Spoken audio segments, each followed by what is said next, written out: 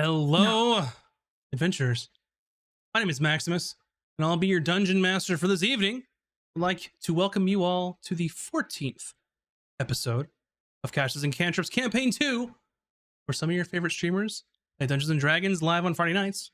I'm joined by our amazing cast of Bunny, Dreadful, Virtual Spectre, Moves Like Jagger from the GGN crew, and our special guest, Captain E-Rock.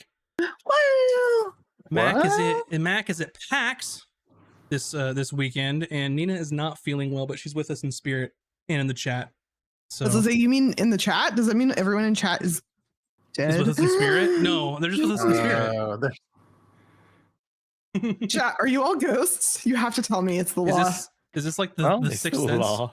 It's almost spooky season. That's true. Y'all, it's Halloween season. I did my first Halloween shopping of the season. Somebody told me I wasn't allowed to buy more mugs. Didn't stop me. They just keep showing up. I will say, when I said, is this the Sixth Sense? I almost said, is this the Fifth Sense? Which that would have been something very different. Fifth edition sense. Yeah. Anyway, some fun and some exciting news. Number one is that our YouTube channel is 50 watch hours away before we can apply to partnership on YouTube. And I want to say last week we were 200 something. Yeah. They've been watching. So thank you for opening up our playlists and watching and checking out our videos. It's like we're almost there. Oh, we're doing work. And then we get to wait a month while they review the channel. But we're almost there. Next hurdle. Yay. Thank you all. We are over 3,700 plays on the podcast now. So we have eclipsed that milestone. So thank you all very much for that as well. And then another fun milestone that I saw, just happened to see when we logged in, is that I think we're one follower away from 7,600 followers on Twitch too. So we're little guy, just one. So thank you all so much for supporting and watching and hanging out with us and subscribing and everything. It really does help, especially all of our patrons too, who get early access, all that stuff. Thank you all very much for supporting us, because it definitely helps us out. And I will say, I've had a very good idea of something that I want to incorporate in the future that wouldn't be possible without our patrons. So much appreciated. Oh. Is that the thing that I'm thinking of, or a new thing? Oh, it sure isn't, because I don't know what you're thinking of. Well, the thing that we're working on thing. Is it we record a voicemail for someone? Oh, no, we could do that again. I haven't told anyone this, so Oh, what? You haven't even told me? Wow. I have not. See how it is. I'm going to practice it, but hello, you've reached the phone of Village Idiot. She is unavailable at this moment. But I'm going to record one for Village Idiot too. Time, please fluff your muscles. Oh, no. After the beep. Oh, no. God, no. I'm going to do one for as well, but it'll be for Village Idiot when you get your voicemail as Emmy, but Emmy as a seagull. Right. None of that came through. It's so high. It was real annoying, so it's probably for the best. Yeah, what a great idea, Village. No, G is right, is that our top tier of Patreons are able to create an NPC in this campaign. So we have a couple that I'm noodling around already that are waiting to be placed into the world at large. And if you want to get on that action, go check out our Patreon. It's our platinum tier is what gets the privilege to make an NPC in the little world here. But with that being said, I think I talked over you, VS. I think you had something that you wanted to say. No. I know that I was talking and you were going to talk, and then I was like, I got to remember to go back to VS. That reminded me. I said thank you when we were all saying thank you. Mm-hmm. That reminded me of the moment in Fifth Element. Hands the mic to Corbin Dallas, and he's like, Yeah. Yes. It was exactly that energy. Oh my god. I need to rewatch that now. Uh, Okay. Perfect. So if you're wondering, well, Max, if you need these watch hours, well, what can I go watch? Well, I'm glad that you asked that, everyone in the audience at the same time. So we do have Tome of Knowledge on Mondays, which is also live stream, but you can also get it on YouTube as well. And that's at 6 p.m. Pacific time. It's hosted by Moobs, VS, and myself. And we talk about whatever we feel like related to D&D. We've covered subjects about how to create a backstory for your character. We had Nina and Bun on to talk about AI in the D&D space. So lots of good fun talks there. We also have art streams on Tuesdays at 7 p.m. as well, where Bun, you just finished Captain Blackbeak, her art, and it looks fantastic. So I'm very excited that we have a nice representation of her in the campaign. And then on Thursday nights, only on our podcasting YouTube, is where we have Out of Combat, and that drops Thursdays at noon. And that's kind of the after party, the after episode, where three of us will talk about the previous episode or anything before then in relates to the campaign. It gives you kind of access to think like, or to hear what the players were thinking through and like their decisions, and kind of, theorize what's going to happen later on. It's a fun little time. So those are some things that you can, take a little listen on YouTube. But I think that's pretty much it.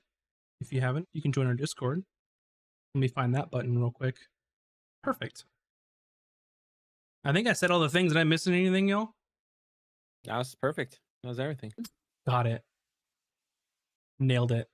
Well, don't forget to like and hit the bell and subscribe on YouTube. That helps us with the YouTube algorithm and gets our stuff in front of other people who enjoy D&D content. So thank you, everybody. Excellent addition. So with that, we'll go ahead and get settled in for tonight's episode of Casters and Cantrips.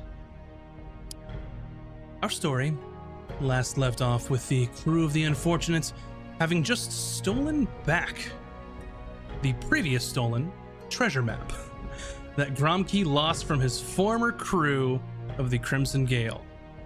After Gromkey was introduced to the rest of his now current adventuring party, they all thought it was in their best interest to immediately set sail away from Black Wren Cove and towards the location on the treasure map. This location was known as the Whispering Isle. As the ship grew closer, members of the crew began hearing whispers in their mind from a mysterious disembodied voice. After finding a safe place to anchor the Unfortunate, the adventurers made their way to the jungle-covered island. When they made landfall, strange occurrences started happening around uses of magic. The very essence of magical energy became visible to the naked eye, and weird phenomenon began manifesting around this essence. As they explored the island, the cryptic whispers continued, eventually reaching each member of the party. After some exploring, the party found a large dilapidated building that had been reclaimed by the elements. Upon entering this building, Emmy was able to determine that this used to be some sort of maybe a research facility, a school, or weirdly a place of worship. But that really didn't make sense to her and how we all understand the world. As they ventured deeper into this building, they ran across a Nothic being tormented by two beholderkin. The group intervened and dispatched the two enemies, saving the Nothic, whose name was Zendalinarion. This creature agreed to be their guide of sorts and led them deeper into this strange and magical edifice. When they arrived inside the library, it was immediately apparent that no living being had been here in many, many, many years. However, they encountered a construct tending to the books in the shelves. However, as the party began searching through the debris, The construct immediately snapped out of its stupor and began to attack the group. And that is where we'll begin our adventure this evening. And I would Did everyone else forget that we were about to start combat right away? Because I forgot. No, I remember. Speaking of that, I remember too. I would like for all of you to roll initiative. Oh, fucked. That's what you like to hear. All right, Hayden, what is your initiative? 20. 20. Emmy. Sorry, I'm still getting situated. 14. 14. What about Gromkey? That's a 15. 15. And Azric.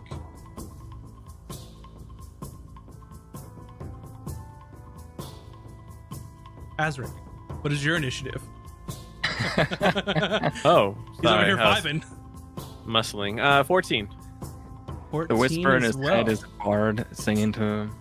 Who has the higher dex between Emmy and Azric? I have 14 decks.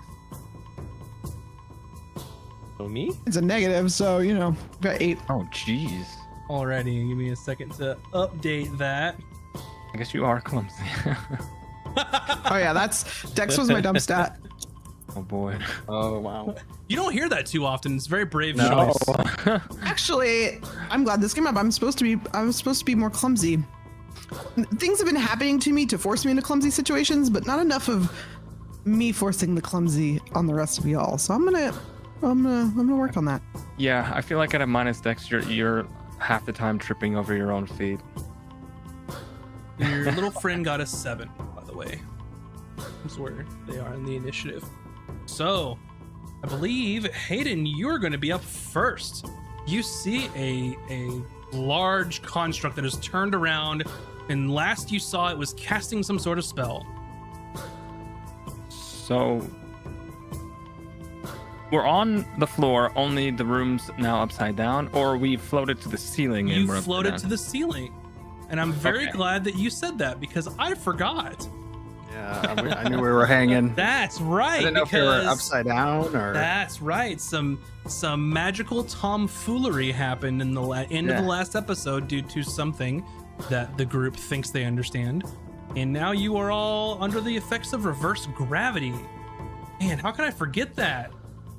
I'm very disappointed in myself. But I'm going to get the info to you really quickly of what that changes. What that changes for you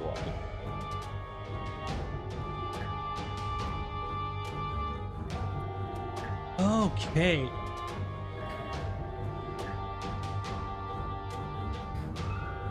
Yeah, so basically any creature and object that aren't somehow anchored to the ground fall upward and reach the top of the area. And then you see. I do not think. So what I'll do is on each person's turn, I'll just make you roll the save for it to see if you're affected by it or not. And then we'll go one by one here to see what happens to avoid having to do them all at once. Okay. So roll a, I believe it's a dexterity saving throw. Yes. Okay. It's 23. You succeed. You were not under this effect. So I'm You're on the ground. I'm normal. You're normal. Okay. Well, is the robot in the process of being affected by it, or Would you rather everyone roll at the same time? We can do that. I just need to know so I know what to do for my turn. What I gotta, because if he's Let's gonna do be on the them all, ceiling, yeah. then I have to shoot him. If he's not, then Let's do them all at the same time. That'll make it a little better. Dex saving throw for the robot. robot's known for their decks, and they failed. Okay. So they begin falling upward.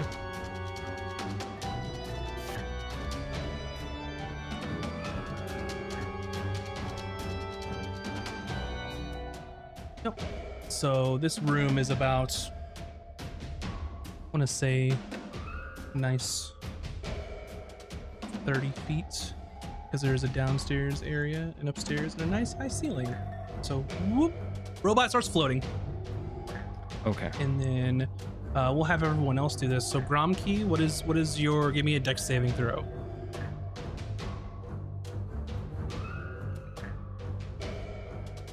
Here because I'm muted. We got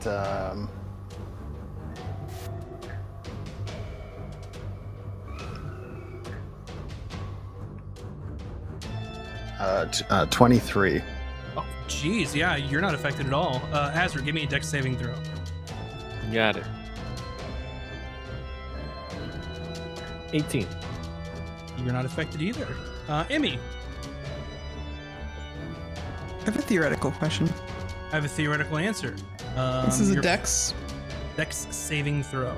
Your friend is affected. We just Roll talked nothing. about how bad I am at dex. Sure. Can I just choose to fail it? I mean, you can, but I also think you're probably going to fail anyway. To be honest. But I'm just saying I don't even want the opportunity to succeed. Yeah, you want a little bit of a devil's gambit then. Sure. I will say, what do you want in return to just fail this immediately?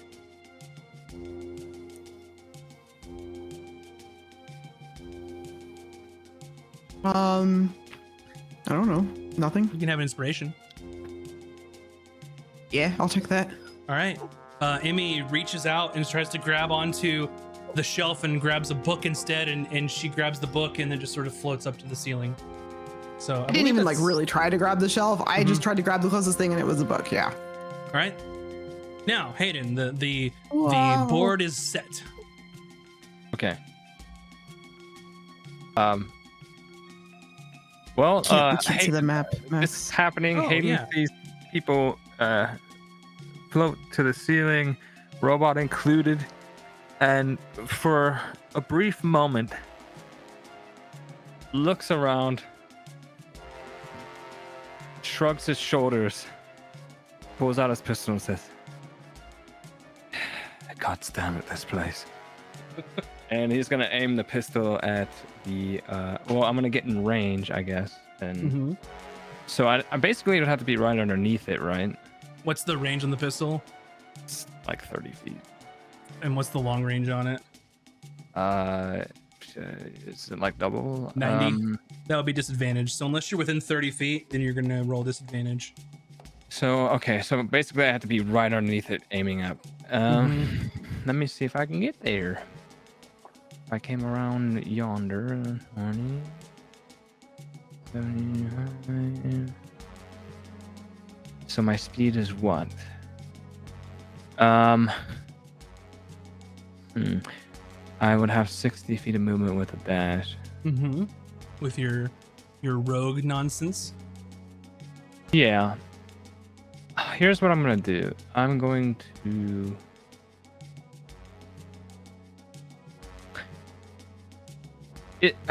so these are bookshelves behind me. Is there any kind of cove that I can like maybe take cover behind? No, don't not know. really in this room. It's sort of just out in the open. Okay, that's cool. I will move. Let's say.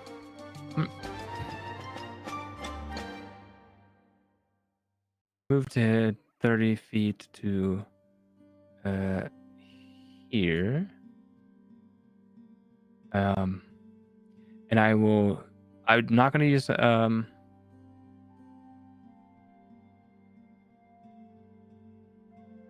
yeah, cunning action dash is not even going to get me very far.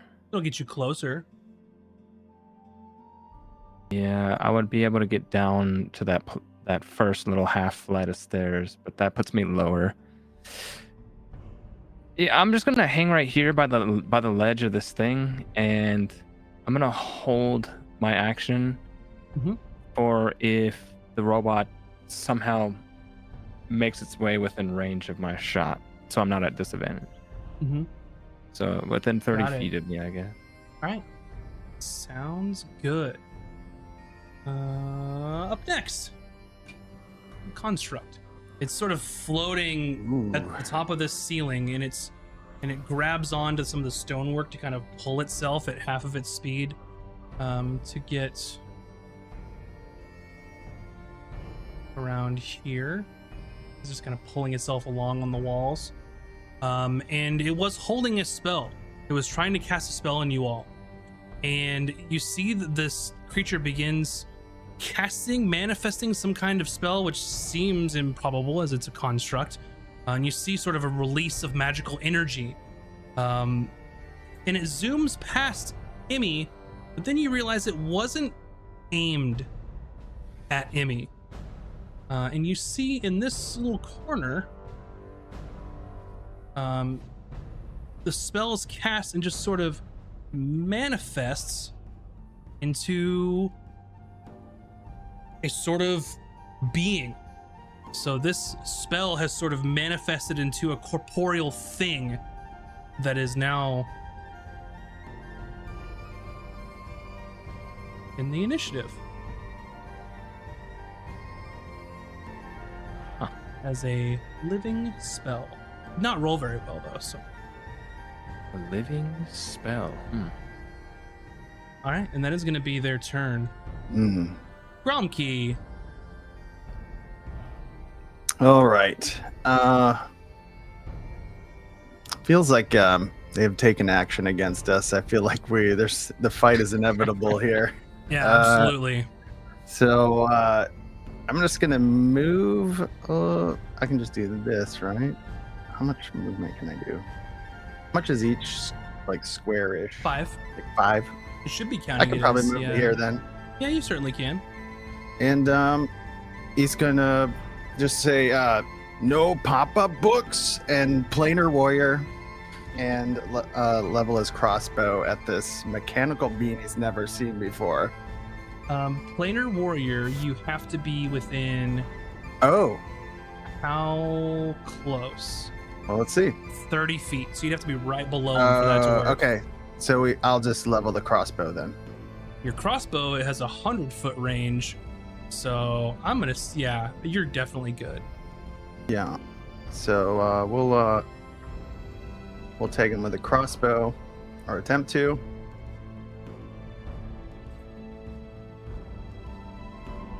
And so, all right. So for that, we just roll to see if we hit. Yeah, just roll your normal attack with your crossbow. All right. Let's go like this. Oops, that didn't work. Hold on. So it'll be this. So wait, what is it? It's a D20 plus 9. Okay, so that's going to be a 20. A natural 20 or 20 total? No, it's a total. That's okay, what the yeah, that bonus, hits. plus 9. That hits. And then the damage is a 1d10. Yep, D10 plus 5. 10. That's an 8. There's a 10. That's a 4 plus 5. That's a 9. 9 damage. All right, let me make sure this no funny business is going on here. All right, 9 damage.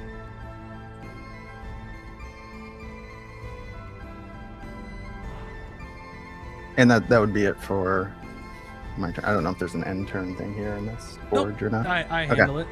Okay. So yeah, that is good. Azric. Oops.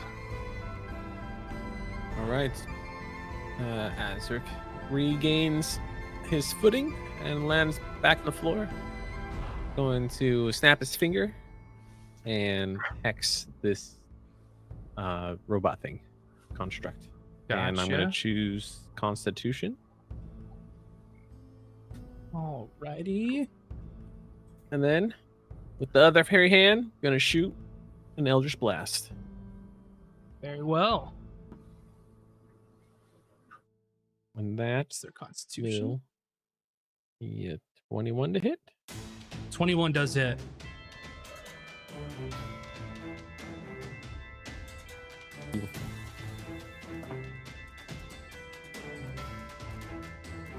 Uh, 15 damage. Ooh.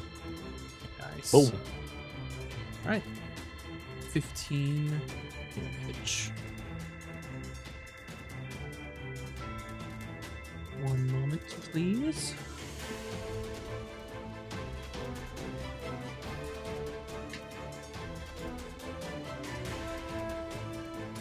Okay. So, as you sort of cast Hex on this creature and loose your spell, your Eldritch Blast, onto the construct, the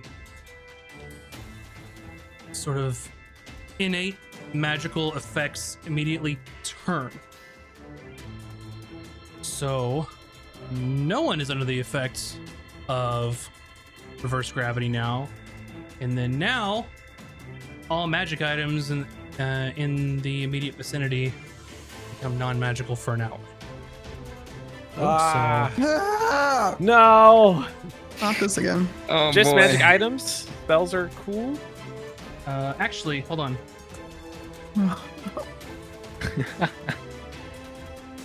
Yes, it's magic items. Oh, thank God. Oh. So it's not the same one. I've been rolling the same like 2 on these. So what that means is Emmy, your Nothic friend, and the robot all get to roll a dex saving. Is it dex saving throw? Acrobatics for taking fall damage. Because reverse gravity is not a thing anymore, and 3 people are falling 30 feet from the ceiling. Uh-oh. So wait, what do I need to do? I'm looking it up because I don't remember. I'm gonna just say I think it's a house roll anyway. But go ahead and make an acrobatics roll for me. Oh, great. Still Azric's turn, technically, right? Yeah. Ish. I don't think there's anything I can do then. I was just looking to see if there was anything else I could do. It's not. Yeah, it's gonna happen on his turn. I don't have any reactions. Okay. Well, here we go.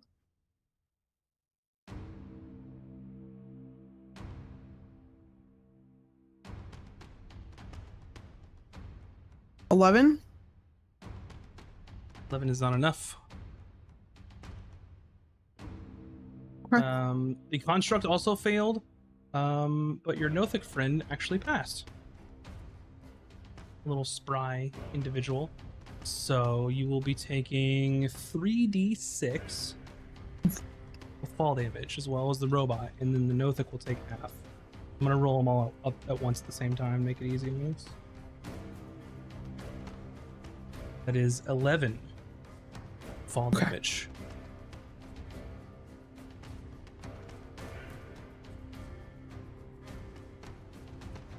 So yeah, very interesting turn of events is that seems that your theory might be holding true. When y'all are casting magic, weird shit happens. All right, Azric, anything else you want to do on your turn? Something I wish I would have done, but that will happen next turn. Okay.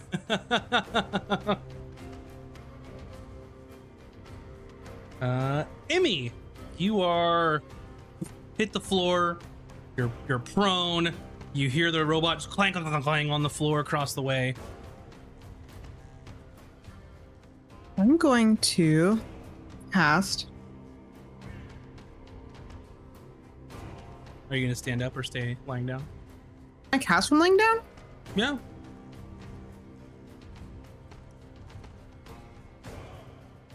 Okay. I'm gonna cast Fairy Fire. Okay. It will On. probably only hit him unless there's invisible things, but on the big guy. Gotcha. 'Cause I have a feeling he has a low dex. For some reason. What's your DC? 13. 15. He fails. Okay, so now any attack roll against him has advantage for everyone who doesn't know Fairy Fire. Mm-hmm. And he's sort of washed in like bluish light. Yeah, I he also believe. couldn't go invisible successfully right now either. Got it. And if there's like 50 invisible dudes next to him, we would also know, just in case. There's like Okay, gotcha. Okay, just in case. I'll let you know if there's 50 invisible dudes. Like the whole that happen to person be right there. next to Okay. him. Yeah. I'm gonna stay laying down, but I would like to bonus action turn into a bear. So I'll just kind of turn into a bear. Oh lounging. man, amazing. And that's my turn. Amazing. What does that sound Gotcha. like? When I turn into a bear or when I turn Yeah. into a lounging bear? Oh yeah. Oh, there. Oh. Okay. Sounds Fair like- enough. Perfect. All right, there's some purplies around him, so I know that they're fairy fired. We haven't rested since last fight either, you guys. Oh my god, this is Nope. bad. Right. Yeah. So I you're don't know a what bear. you mean. You're still medium, I believe. I am a brown bear. Let me look it up for you. I got it right here.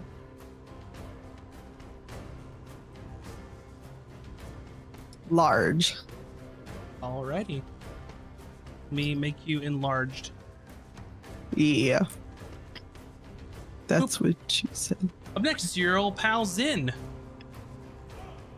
They are going to take off this direction as they hit, took some damage, kind of did a superhero landing, and then just hit the ground and started going. And they are just out of range. So he is going to stay put. He's not going to rush this thing at the moment. Up next, the Living Spell. Living spell. Alrighty.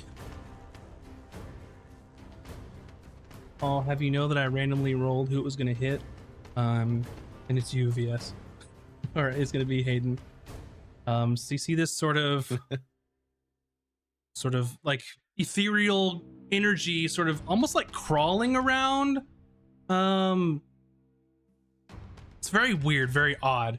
And you see this energy is sort of just like shifting hues. And then it is going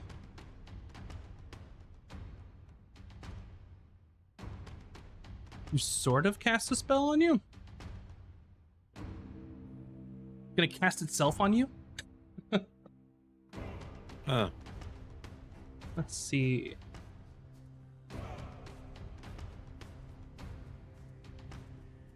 That is going to be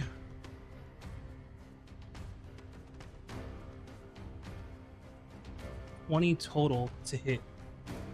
Yeah. That would. Cool.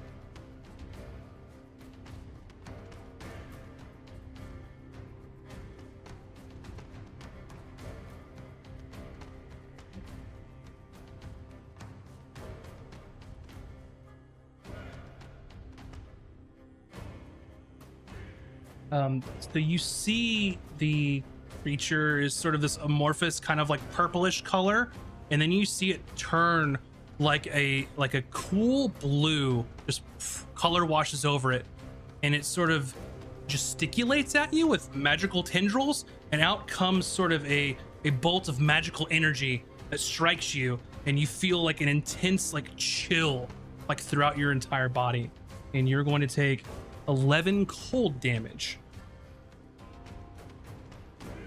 Okay.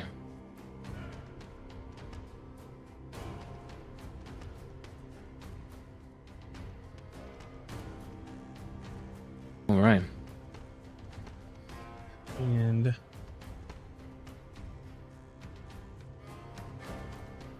is going to move this direction. Taking it, takes flight, sort of just runs off the edge and just continues to float through the air. Hayden. Oh. Okay. Well, Let's see here.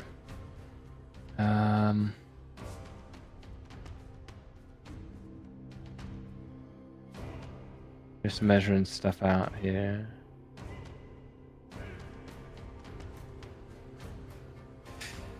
I still don't know if I even dashed, if I could make it to the other guy. If you would have dashed last time, you could have. Yeah.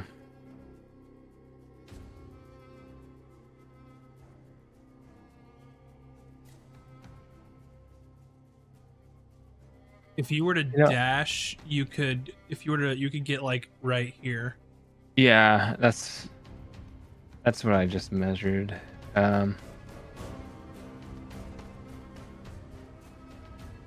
Yeah, you know what? I'll do that. And on my...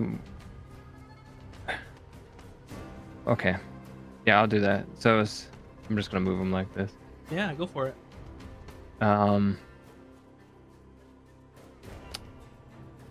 And I think I'll just use my action or whatever to stow my pistol and then pull out the rapier in my other hand. Okay. Very well. And we'll hang right there, I guess. Gotcha. So you normally hold 2 weapons. So without having to use your action, you could drop your pistol, pull your rapier, and still have an action left. But having to stow one thing and pull another thing. Actually, you know what? Scratch all that. Mm-hmm.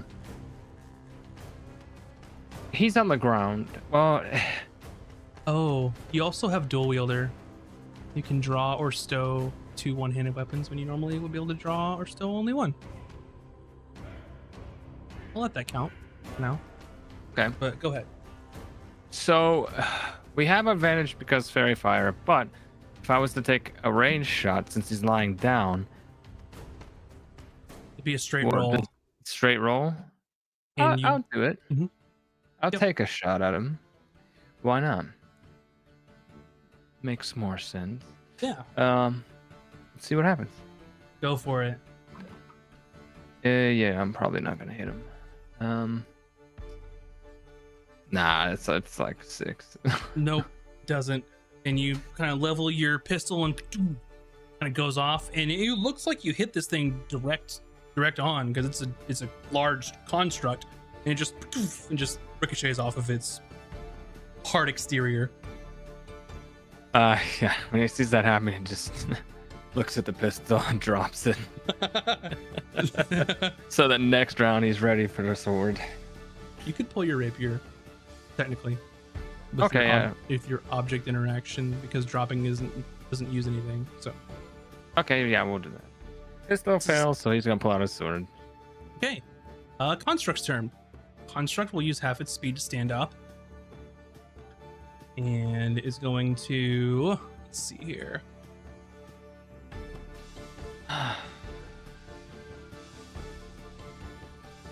Move here.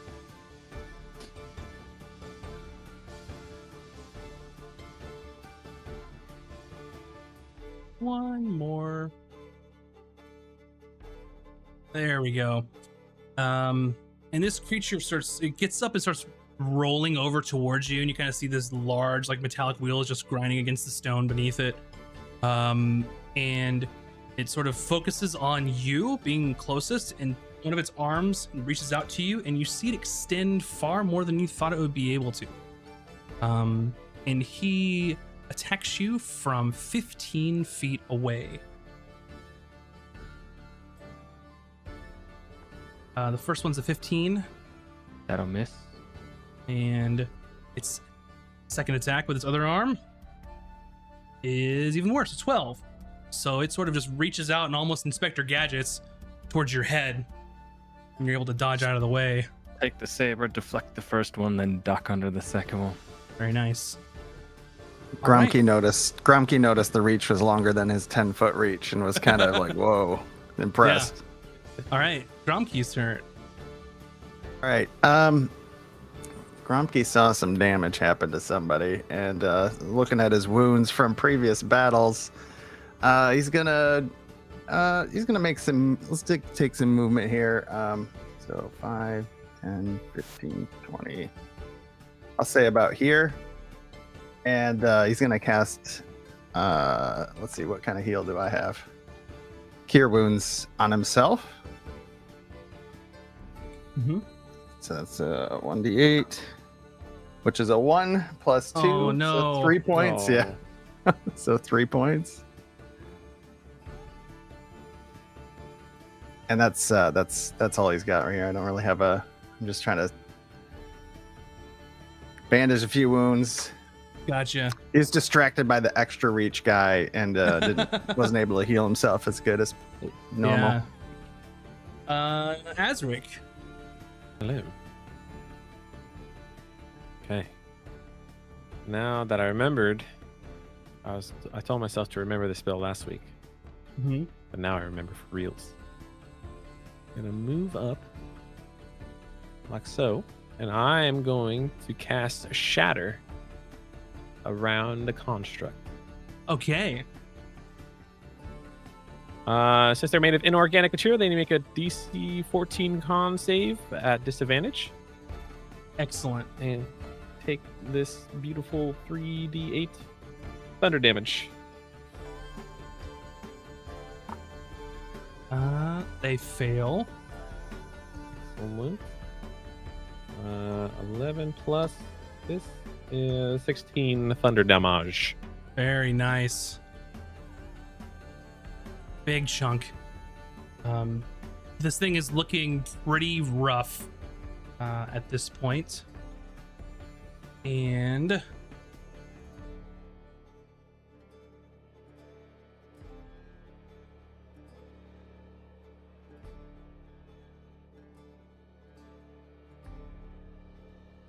let's see.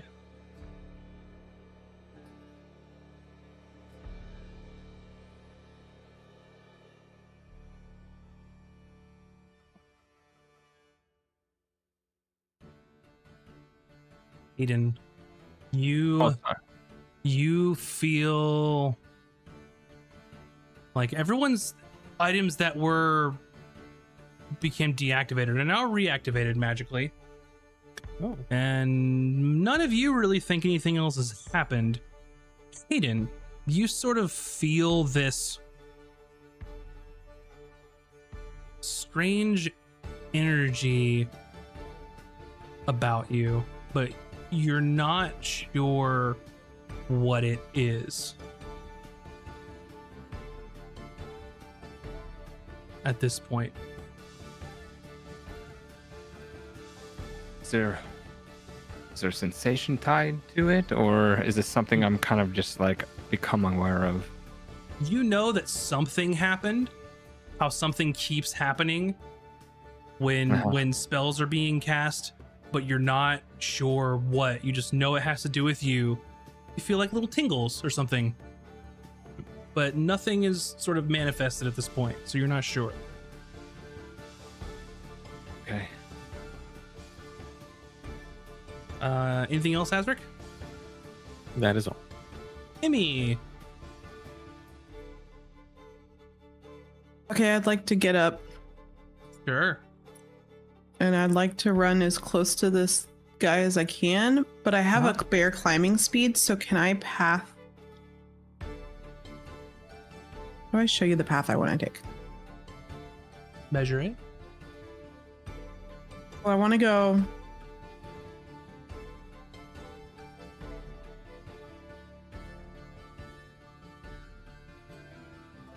this way. Here. How do I make a waypoint? Is there a way to do that? Are you using the measuring tool? Or are you just trying to Yeah, move? should I not be? Measurement controls? Nope, that's not what I want. Nope. The little person, and then the third button down looks like a ruler that says measure distance. Yeah, I was using that, but is there a way to like... So anyways, I want to go here, so 25 feet to here.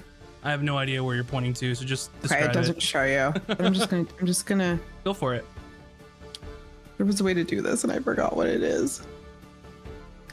I saw a ping just then. What was that? Yeah, it's me just misclicking though. I can't. The problem is I can't unselect the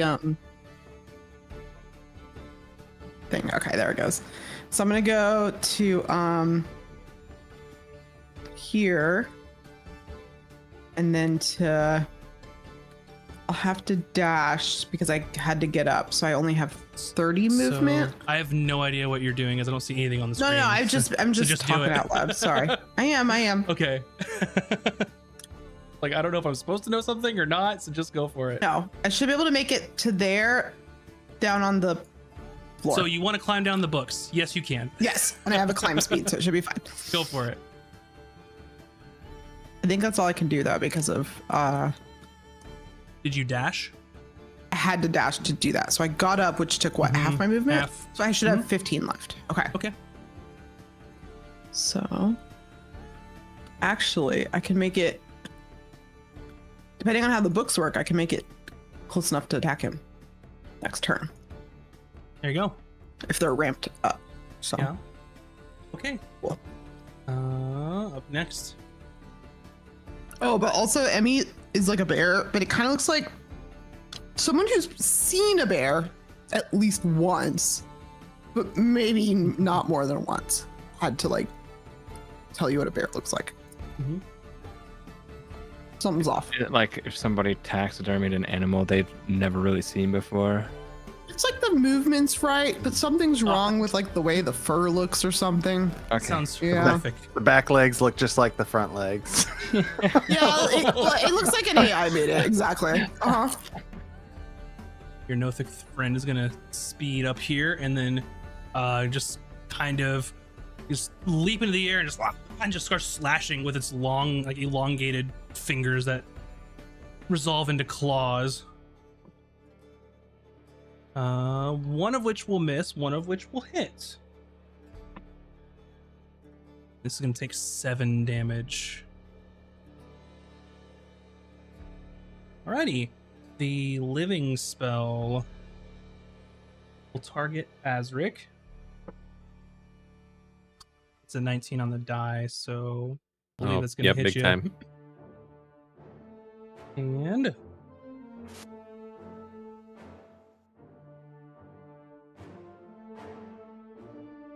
where it's sort of oscillating in like these bluish hues from the previous spell it unleashed against Hayden.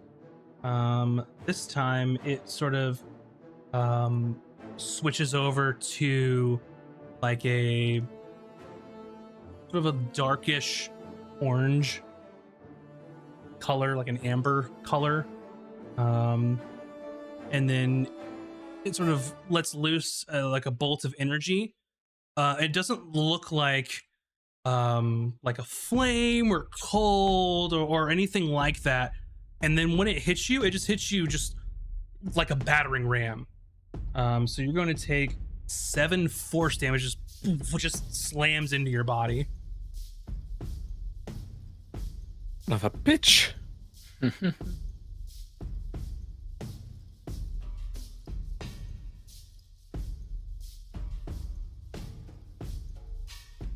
Alrighty, and that's all they're gonna do, except just flap a little higher. Hayden. Okay. You said this guy's 15 feet from me, eh? Yes. Okay. I'm gonna move on into slapping range Gotcha. with my 2 swords out. Mm-hmm. And I'm going to try to find a weak point with my saber as I slash at him. Go for it. Fairy fire is You have advantage. Okay, that's good.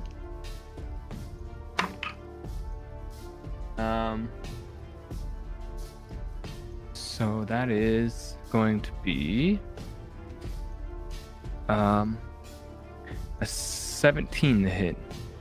A 17 is exactly what you need. Yay. Okay. Let me get my damage dice going here. And that is be a sneak attack. Righty. Okay. Oh. I got 2 6s on that sneak attack Nice. damage. Very nice. Now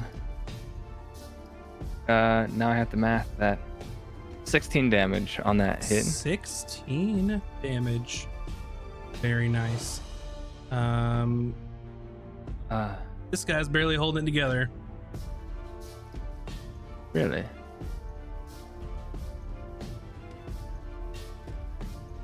Well then.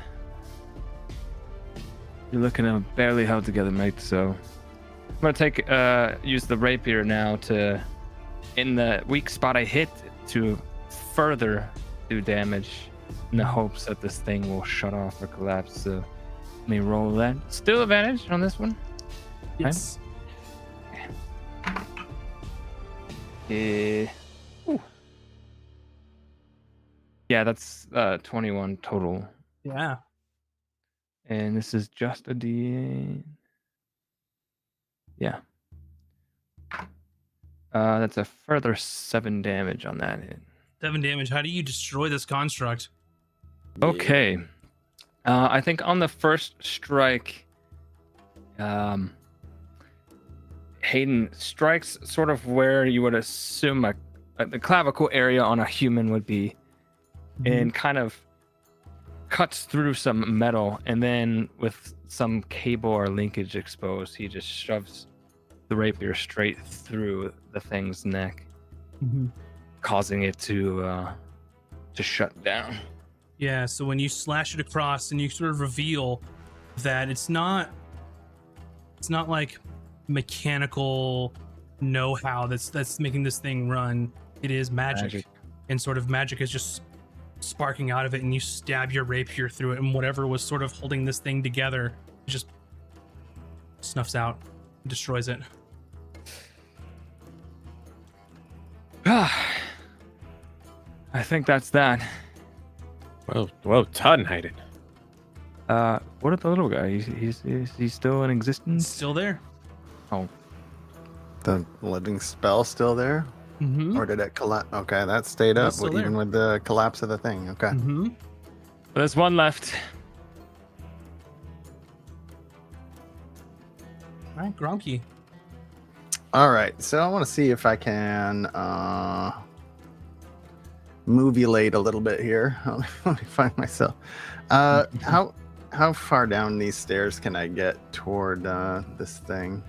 So this thing's 20 feet in the air from the ground. So it's about 10 feet above you if you're on this second story. So everyone should actually just be like this, if that's the ground. But let me do it this way. If you're on the ground, you're at -10. If you're here, you're 10. So there you go. I see. So even the stuff that's by Azric there, it's not piled way up too high, kind of a thing. Like I would have a clear shot if I moved even a little closer. Absolutely. You have a clear shot from anywhere on this part of the All right. I'm just gonna to move a little bit forward because I feel like he would move forward and then take a shot on this thing with his crossbow. And I know I'm not enraged for Planar Warrior, so he's gonna try to take a shot at it.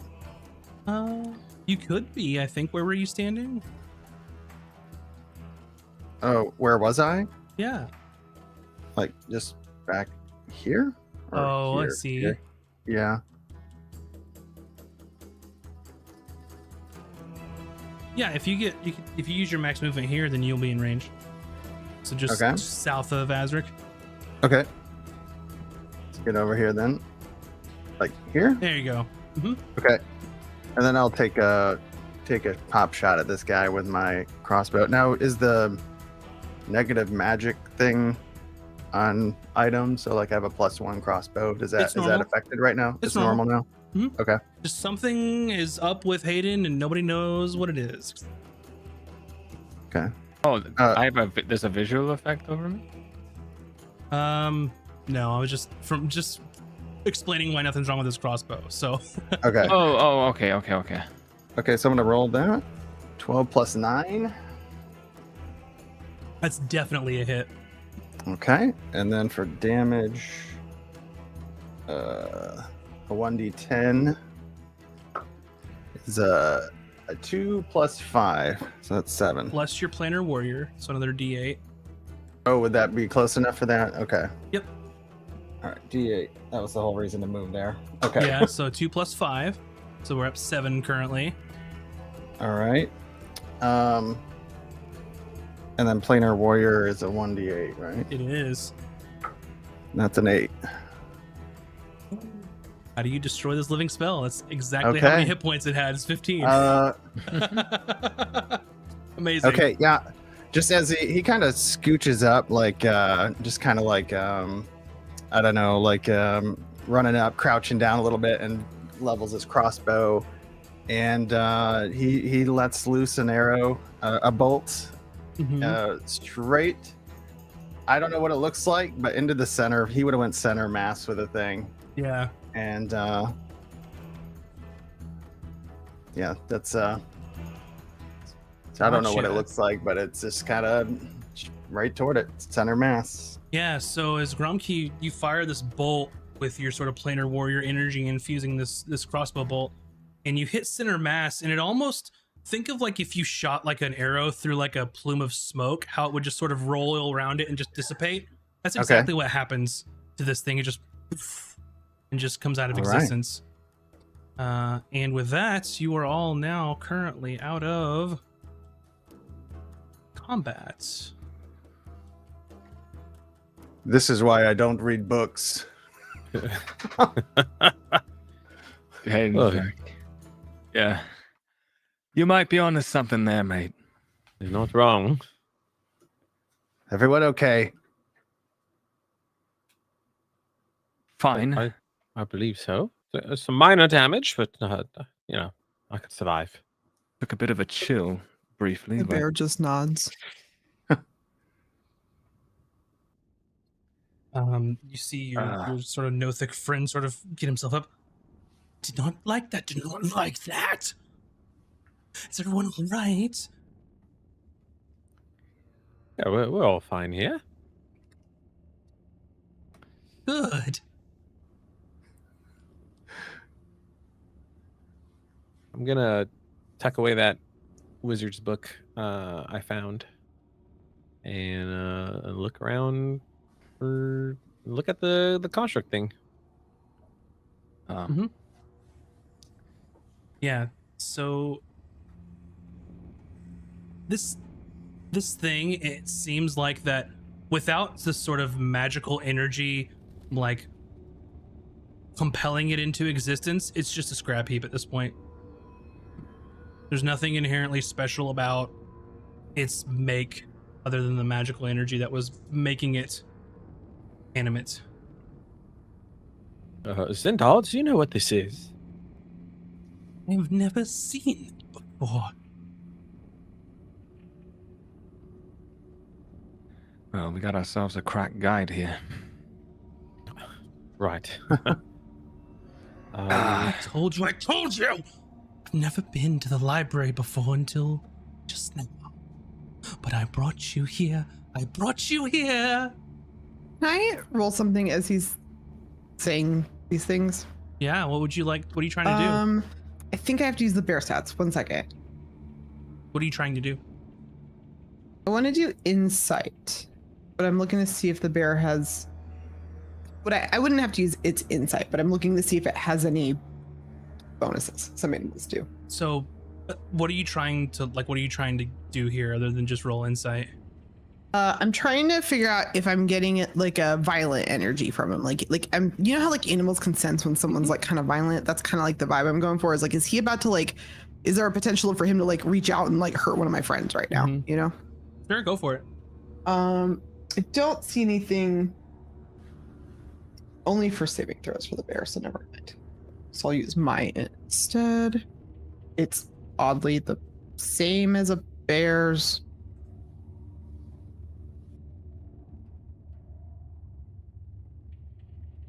$14. I mean, you've known the amount of time you've traveled with Zindal and Arion. If that even is their real name, is a loose cannon.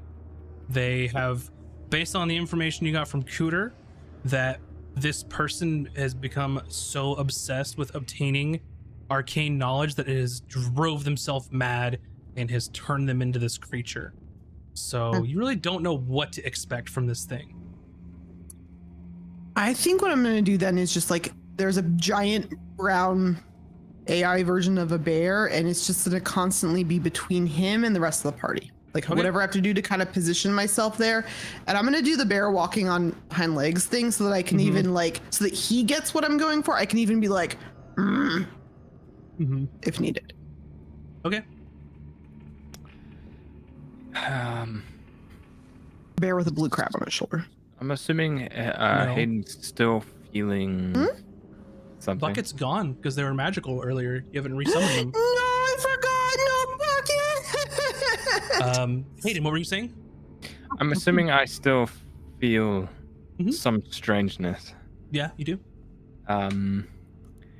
I think Hayden's gonna sit down and take a second to try and, I don't know, inspect himself, see if there's any markings on him or... Nothing of the sort. You just know that there's some sort of energy about you, but either nothing's happening, nothing's causing it to happen currently. You just there's no way to figure out what's going on unless something happens to make something happen. That makes sense. I was not roundabout. Can I actually do one more check? And what would you like to do? First, I want to know if my passive perception picks up Hayden like sitting down and looking worried, because I have a good passive of. That's up to y'all. You didn't have to roll 15. anything, so. Oh, okay. Yeah, I'm gonna say my awesome perception kind of picks it up, and then I want to go over and the big bear face leans down to Hayden, and I'm just gonna do a big ol' sniff. Do I smell anything weird? I have keen smell as a bear. No, you do not. Okay. Then the bear's just gonna kind of go. I mean, what are you doing? That was my next question. I'm not sure who to ask is okay. Hayden, are you feeling all right? At this point, I think this whole damn place is cursed. So, am I all right? No. The sooner we can get out of this place, the better. I don't know what treasure we planned on finding here anyway.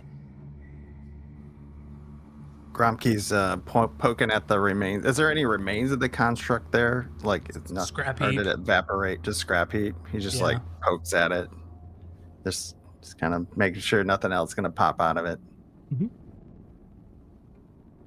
Well, we're in this library. We might as well split up and see if we can find anything of note. Well, Alrighty. does anyone need a moment's rest before we move on?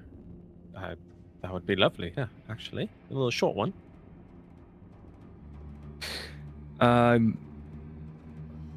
What's the guy's name? Zindel? Zindal And Nerion. Zindal? Yes. Zindal? Yes. Could you be a lad and keep watch for us while we take a rest? Oh, I would love to. I'm going for a short rest here. So he sort of just like squats down on like all fours and is just staring at the library door with his one gigantic center eye. I'm gonna use some hit dice. So you all are attempting to take a short rest in the library? Correct. That's what I would hope. Okay. Unless yeah, I'll anybody has any unbear. questions. I'll unbear if we're doing that. Okay. Actually, you know what? Yeah. Yeah. Never mind me. So, in the meantime, Azric, you have the wizard's spell book that you've grabbed for Taj for the moment. So just note that you have that, and I can get with Mac later and tell her what's in there. One moment, let me finish. There's also a potion as well in the room that Cooter was looking at. And I'll describe that potion again if you missed it. Did Nina get the details of it already? I'm not sure, but I'm going to reiterate just to make sure.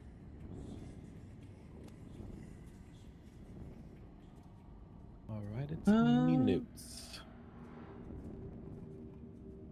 No wonder I couldn't find it because I was trying to pull the link up again, but I was looking in spells.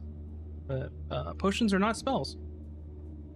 So it is a sort of dense purple, like liquid, like highly viscous.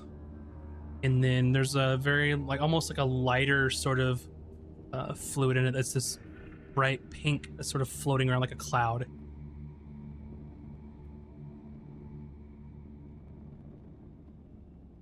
You put that in the chat. Would anybody put potion stuff in the chat so we can save it for Cooter? Sorry, that was what I was trying to say. Words are hard. Okay. And then if you're searching the rest of the room, you find a silk robe with some gold embroidery on it that might be worth quite a bit. And you find a pair of copper chalices with silver filigree on them. Money, money, money. Mm-hmm. All right. What I was gonna ask was, I think you kind of just did it. I was gonna see if I forgo a rest, if I could search the room for more books. But I'm just taking it in what all you, like the whole what everyone's doing. So mine is gonna be slightly different than looking for monetary values. Okay. So it is okay if there is nothing. That's totally okay. Or if I can't read any of this stuff, as we mentioned in the previous episode, is just trashed. Yeah, Emmy will use the full short rest to dig through stuff, though. Like, I'm going dumpster diving in the Goodwill bins if I have to. You don't have to. She's looking for. Go ahead. Oh, we've already. There's you nothing found. left. Yeah, you found what you're gonna find in here. So. Oh, okay. Never mind. Never mind. I was just looking rest. for. I was looking specifically for info about the place, history about this island, history about this place, history about the commotion. That's not right. Catastrophe, or info about the religions to see if I can figure out why this religion is not adding up. So if none of that's available, that's okay. In this room, as mentioned previously, that most everything is just debris, rotted, damaged, molded, disgusting. The things that you do find, other than like the precious metals, are magical in nature, so they haven't been subject to the same sort of erosion and unkindness of time as everything else has. Am I allowed to chat with our friend Zendal while we're resting then? Yeah. Okay, then I'll unbear and I'll just ask him. God, it says the confident version and not the Emmy version. Excuse me. I'm not a bear. I'm not a bear anymore, Mr. Zendal. I have a question for you, if that's okay. Please. You've been here a very long time, is that so? As long as I can remember. That's pretty long. Did you read a lot of the books here before they were like unreadable? I have never been to the library. Sorry, you said that here. I meant do you know about this? Do you know about the history of this place? Is what I'm trying to ask. Great mysteries locked away inside here. Did you come here to find the mysteries? I've been here as long as I can remember. Okay, that's nice. Have you when you said you said you referenced someone else? I think. Maybe I'm remembering correctly. Sorry. You may have to give me a little more on that one. Give you a little more of what the question is? Yes. Of what you're thinking or remembering. Let me just start over. Do you Pizza was startled, sorry. Is that why he's hiding under me? Can you make a deception check, please? Oh no.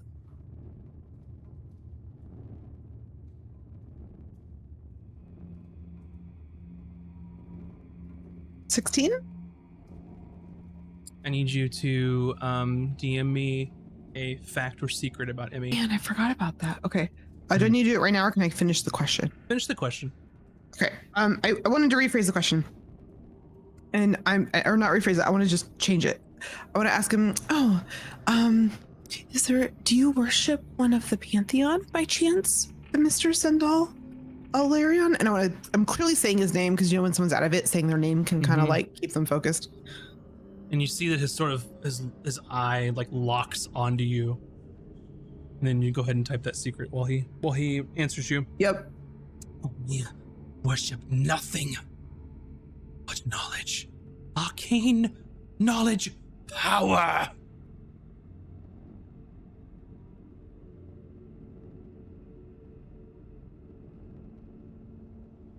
There is nothing else more important. Thing.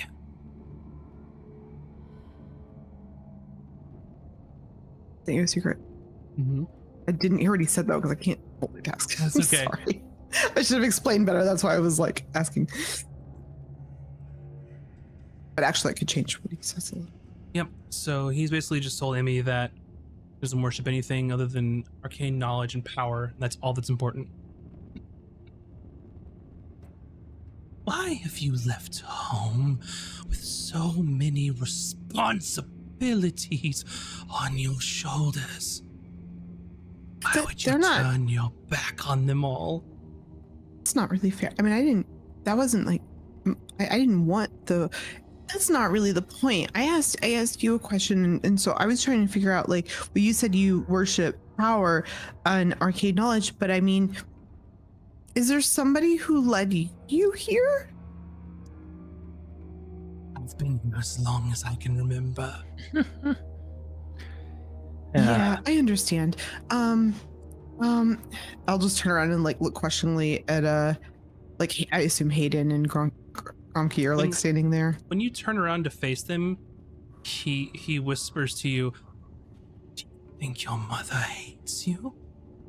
Resents you?"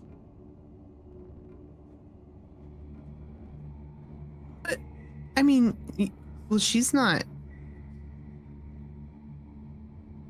It's like a really weird question because I mean, my mom's not. Wait, what? Like she starts to kind of answer and then realizes, like, wait, what the fuck? Hayden's gonna step forward and noticing that he's sort of caught Emmy off guard.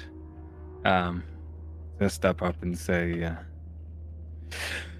all right, mate, we're all done with our rest, so anytime you want to lead on and stop pestering the girl, that'd be fine with us. You all are able to get a short rest, by the way. No issues there. Sweet. Thank you. Oh, we needed it. It's deeper. Deeper! There's only one way to go. It is deeper.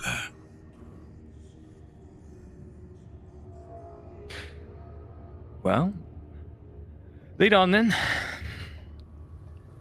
We'll be watching.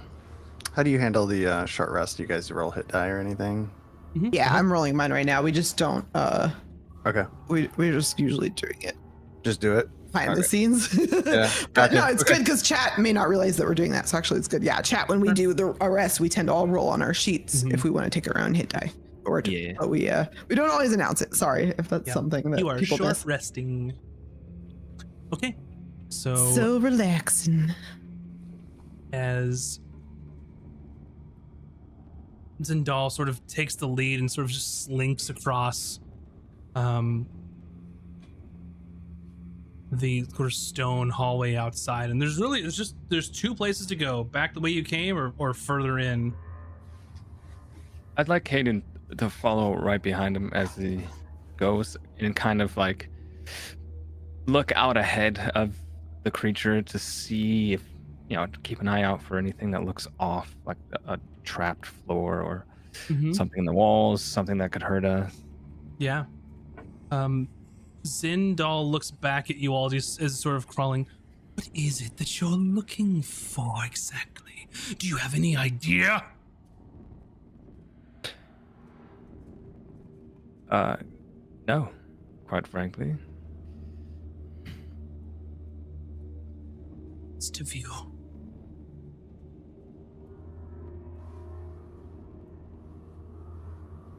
Well, I'm looking for something.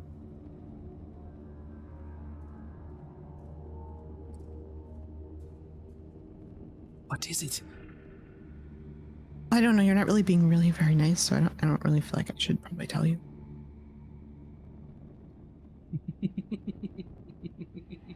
I mean, not that you're not being nice, but you're like a little, I probably shouldn't be the one to tell you. Well, I don't know you that well, but I don't know if anybody's ever told you, but you can come across a little bit inconsiderate, I think is a better word. It's probably just because you've been here alone for so long, which I'm trying to be understanding about. I am. I think I like kind of look back to Azric, like, am I doing the Emmy thing kind of like for approval? Should I keep talking to him or stop or? All right, Zin, there's another room that you spoke of. It was the library, and then this other place that you said you weren't allowed. Can we go there?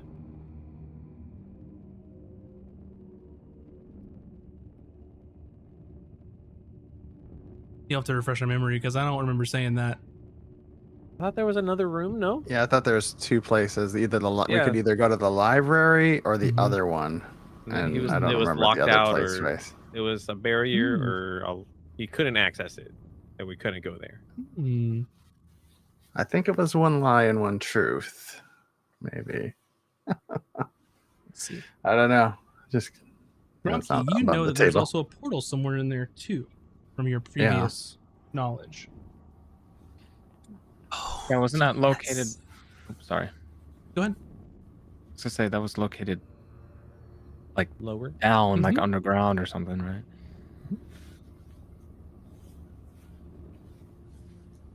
Yeah, when you were outside, that's for sure.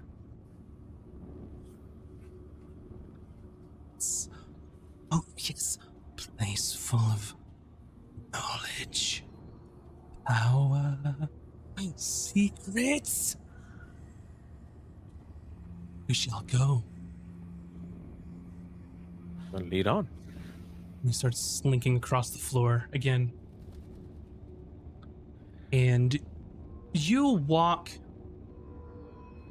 an uncomfortable amount of time in this place. There's something very odd with how this building works. You go down sort of a winding spiral staircase that goes for an hour of time. And you reach a landing. Literally a whole hour? Yes. Which we know because Cooter's not here, but you know what I mean. And you go through twisting hallways that make no sense, where you would take a right, another right, but you don't end up in the same place again. You don't come across where you'd come before. Something is very strange about whatever this place was or has become. Hayden, you no longer feel tingly anymore. So we just never figure out what that was? That could have been the best or the worst thing ever, and we'll never know. And you just sort of go in these winding, and the halls go from sort of nice carpeted with, reliefs in the walls that are just sort of ruined from time. And as the longer you go, the more sort of decrepit this area begins to look. And it comes to a point where it just looks like rough-hewn stone as the floor, with the walls sort of just loosely sort of chiseled into like a circular opening. And you meander through these halls. It's hard to keep track of time. Maybe it's another hour, maybe it's 2 hours. You really have no reference point, and you're just sort of hoping this goes somewhere. Until finally,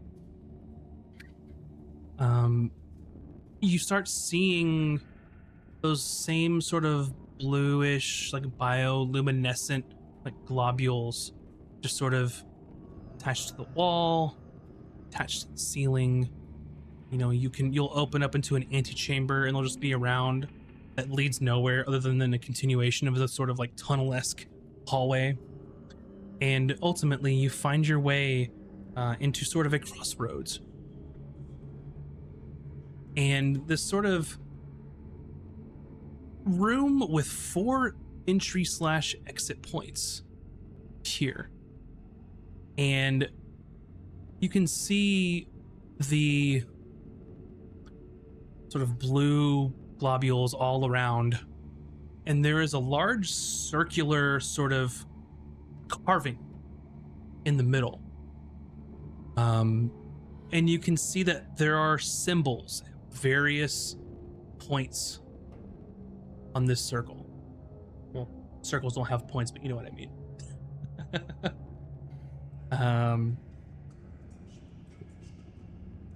And you sort of make your way here. And Zindal just starts like getting excited and almost like kind of hopping. And he's like, I know it's here. I feel it. I feel it. Yeah.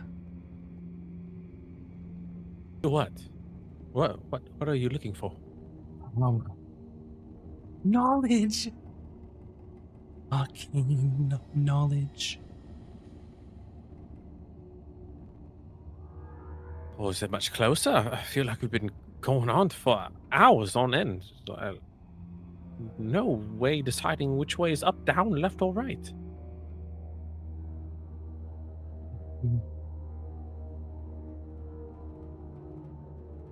Can you see this room? Oh. Do indeed. You see there is a symbol here that is happened to be glowing.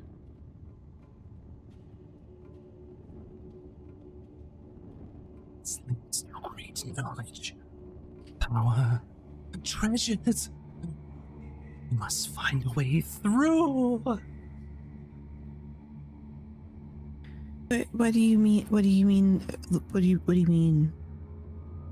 Oh, by that statement, you just said find a way through. Yes. What if you tell me the answer to you clarify that what you just said with like as much detail as you can think of. I know it'll take like a lot of focus, but what if you tell us that and then in return each of us would tell you something you wanted to know if we're satisfied with your answer? Because I know you only care about arcane power, but you know there's also knowledge power in knowledge too, so you could learn a lot. I'm sorry, I said too much. I'm hurting you. I don't know how. I don't know how. I don't know how. I don't know how. Don't know how. What? I can't find a way through. I think he's probably talking about the circle.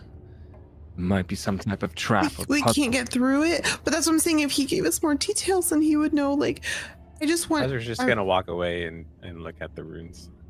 Okay. I think it's quite clear at this point that he has no idea where he's at.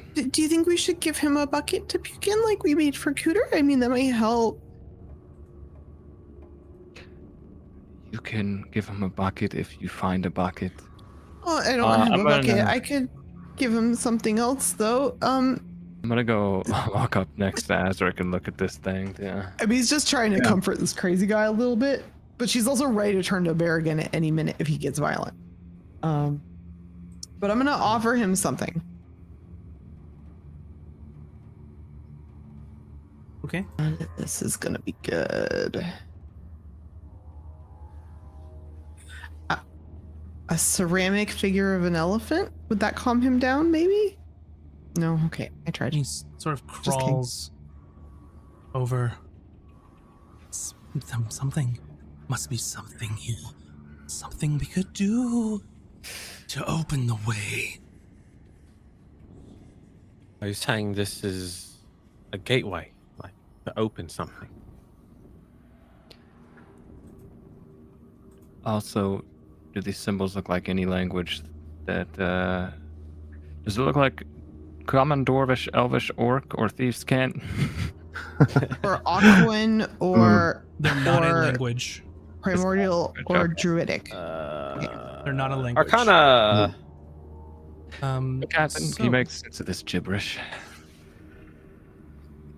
After every short rest, Gromkey can cast Detect Portal, and he'd like to do so now. Go for it. So You were just sitting in that short rest waiting, weren't you? Like, yeah. So I probably should have did it on our way down, but I didn't know how long that would be. So so as your action, you don't cast a spell.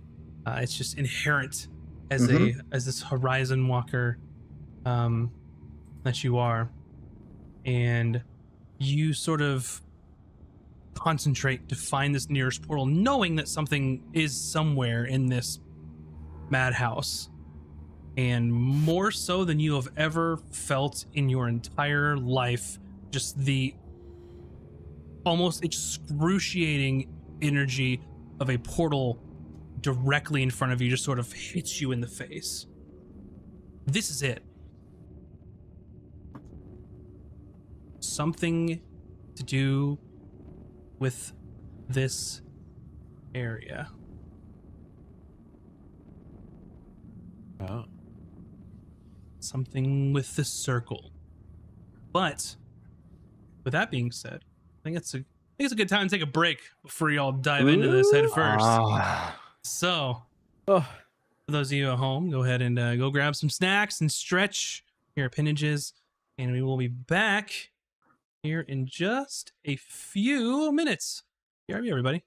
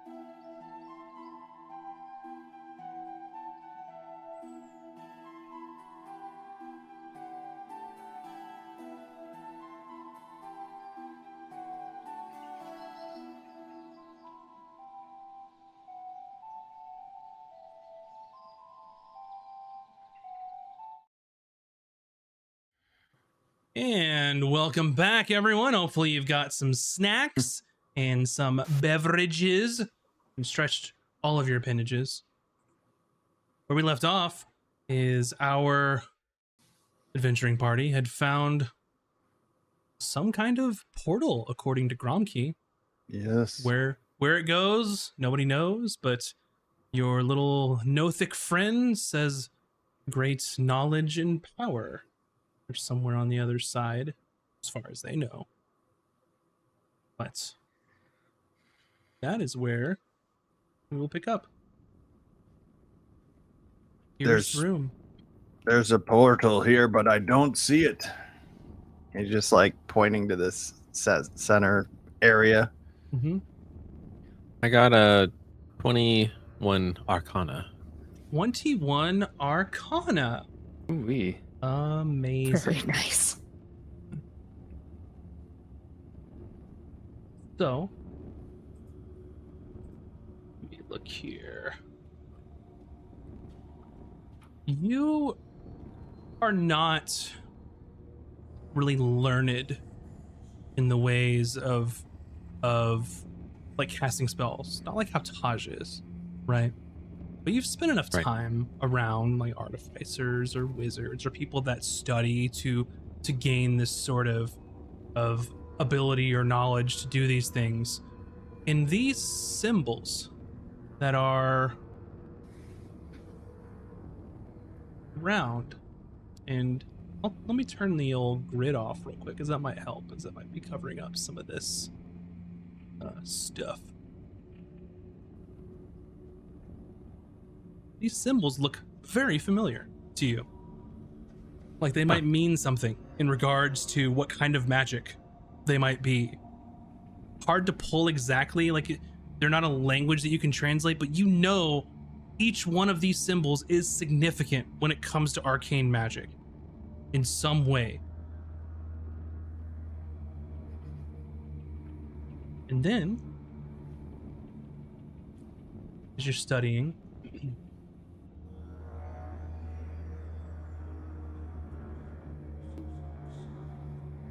this one in particular, you feel like you've seen that before somewhere. Maybe it's a long conversation that you had forgotten about. Maybe Taj speaking to you about, oh, you can do this magic, here's what this means, kind of thing. You remember someone telling you that something about evocation? With when you cast your Eldritch Blast, maybe they were studying you, trying to figure out what makes you tick, what sort of power you're manifesting. Huh. The only thing that sticks into your mind here is evocation.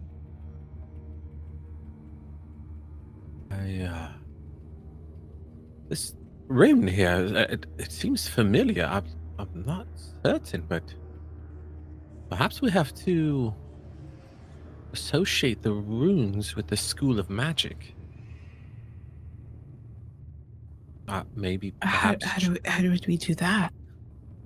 Well, I'm not as skilled in the ways of magic as those who learn, as it just comes naturally for me.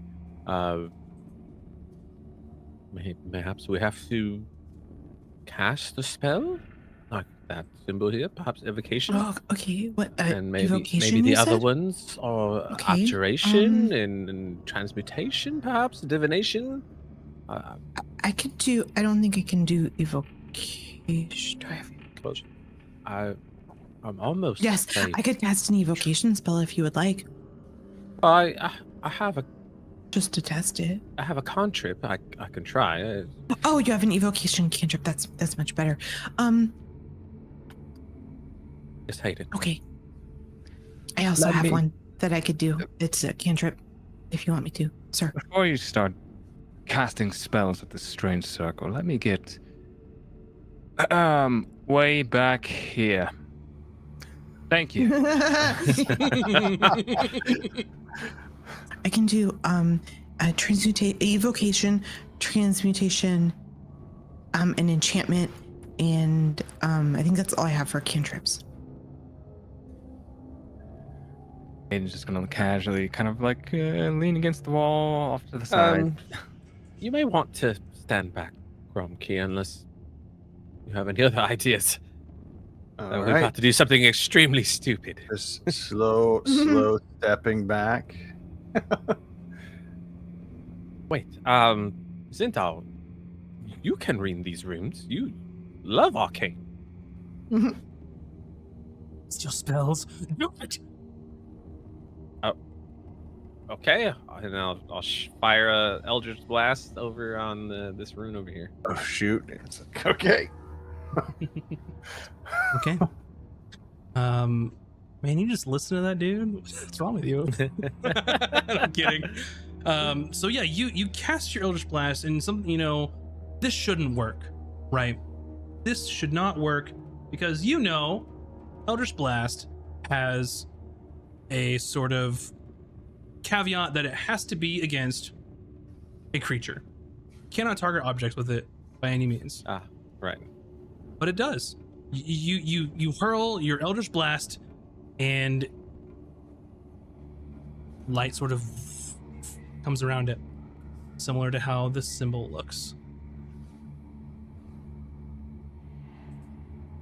I believe that worked. And nothing very exploded. Zindal, do you know what this one reads? I'm not familiar with the runes. One right in front of Emmy. You rolled a horrible Arcana. You're supposed to. I have arcane knowledge. I could roll. You said it's the schools. It's the schools. No, I don't remember. Right. I'm gonna maybe all your cross spells. All of them. Reference the wizard book I found to maybe see if spell names and symbols match up. Sure.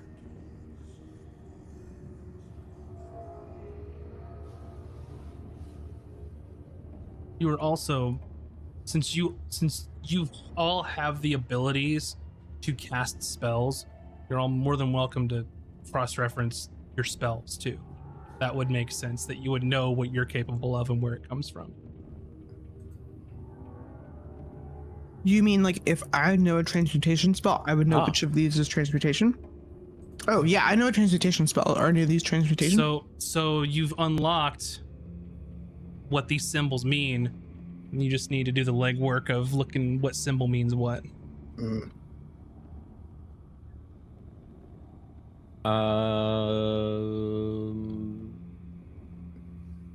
I'm going to create an instantaneous harmless sensory on the transmutation symbol with prestidigitation.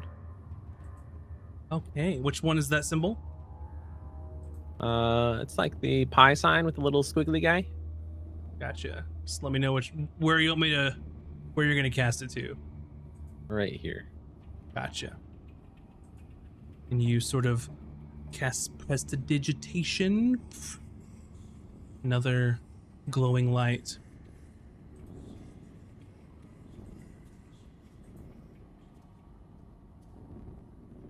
What are we still needing?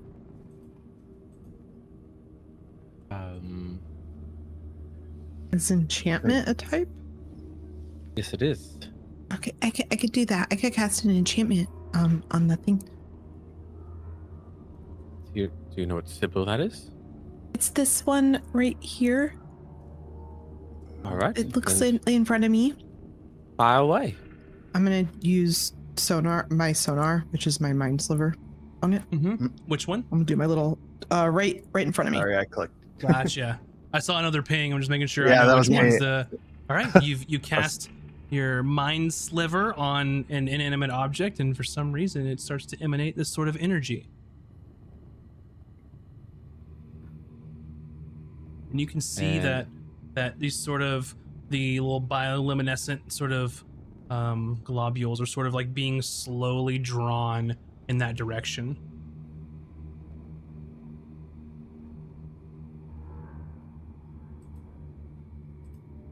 I'm gonna cast Mage Hand over the conjuration symbol. Which one? Top left. Alrighty. Mage hand. My browser's not cooperating, so one moment, please.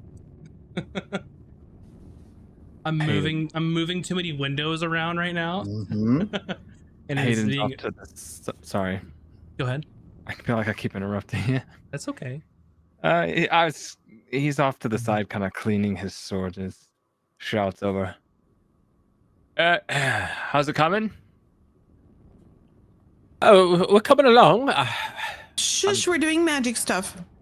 We might be limited on some schools of magic, unfortunately. What's up with those? Gromky know this one. How do you ping? Just hold. Click and hold. Oh, hold. There. Yeah. Protection from good and evil.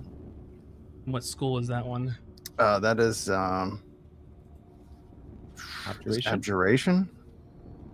Alrighty. Right symbol. You use your spell slot, and that Yep. activates.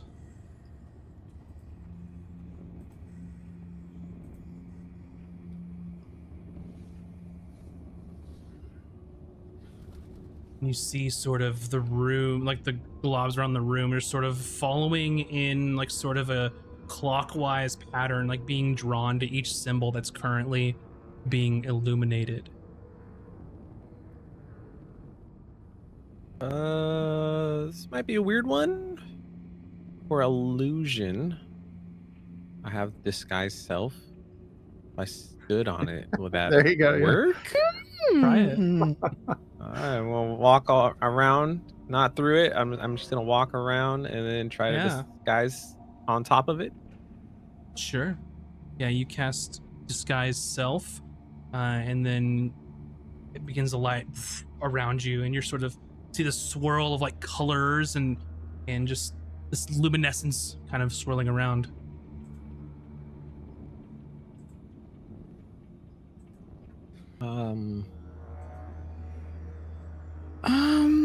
I'm at a loss at missing the last necromancy? one. I Is it don't know what that necromancy? I don't symbol know is. anything about necromancy. Definitely not enchantment. What are we missing? Necromancy. Right? Can I roll an arcane? I'll roll an arcane if you need me to. Are we missing necromancy? You're missing one. It's up to y'all to figure out what the symbols are. I mean, Emmy would know. Emmy would know through process of elimination, right? So.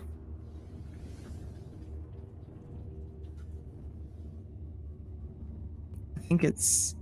Let's see. We have abjuration, alteration, conjuration, divination, enchantment, illusion, invocation, and necromancy. Yeah, it's necromancy. I have my staff of the python. It doesn't say what kind of magic it uses, though. Mm-hmm. Does that use necromancy? Is it like a dead snake that I am undead?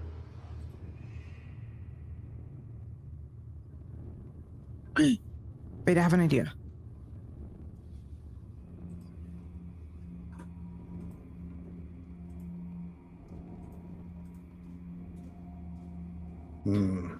I heard something about necromancy. Something is...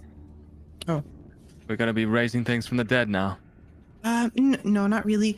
But question for the DM. Go for it. Would bucket count for necromancy? I know the spell itself is not. Find familiar is not necromancy. It's a conjuration.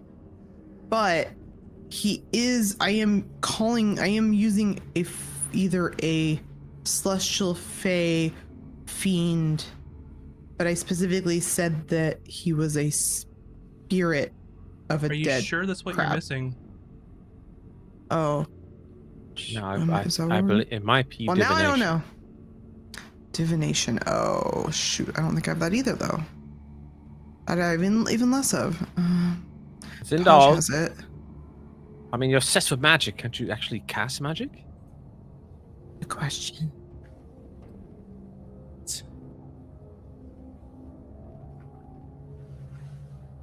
I'm no longer capable of doing such things. No one has divination magic?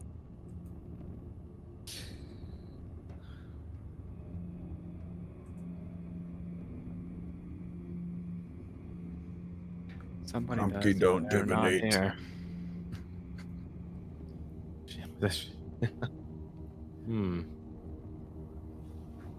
I will say, as a brief aside as the DM, you have the tools available to solve this. But the rest of us don't know. Okay, I know who it is, but I don't. But Emmy doesn't know who it is. You have the tools to solve this, accounting people that are missing. Like you four can solve this. I know. That's Okay.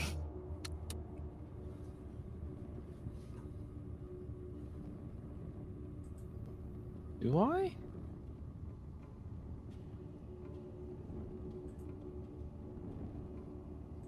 Let me see. Gromke's just fumbling through his pack, looking for random crap he might have that he can throw at it. I know I'm checking my inventory. I know I don't have any like scrolls or anything. Mm-hmm.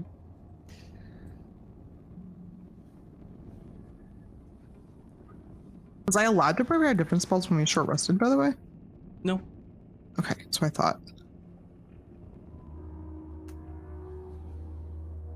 I'm gonna. It's not divination though, but I'll. I mean, I'll try.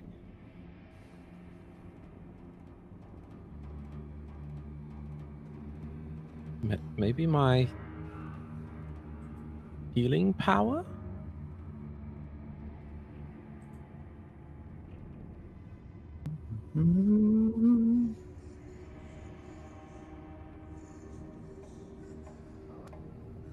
It's not a spell. It comes from within.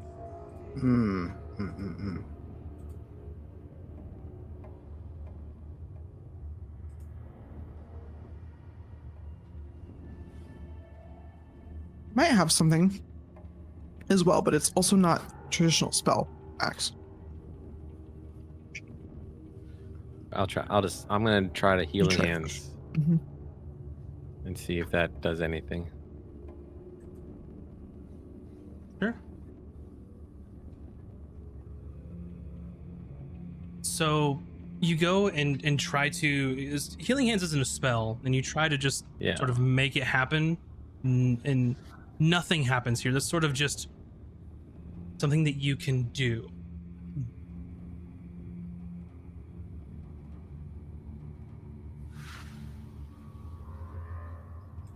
Wait. Hayden, your cloak. This is what? There's got to be something. My cloak. Well, I can speak to animals, which is usually divination, but I can't speak to them right now. But it's more about using the spell. Yeah, I can't. Well, I mean, I can talk to animals that are water animals at any time, actually. I don't know but it's not like a spell. Aiden, roll a perception check for me. Ooh. Okay.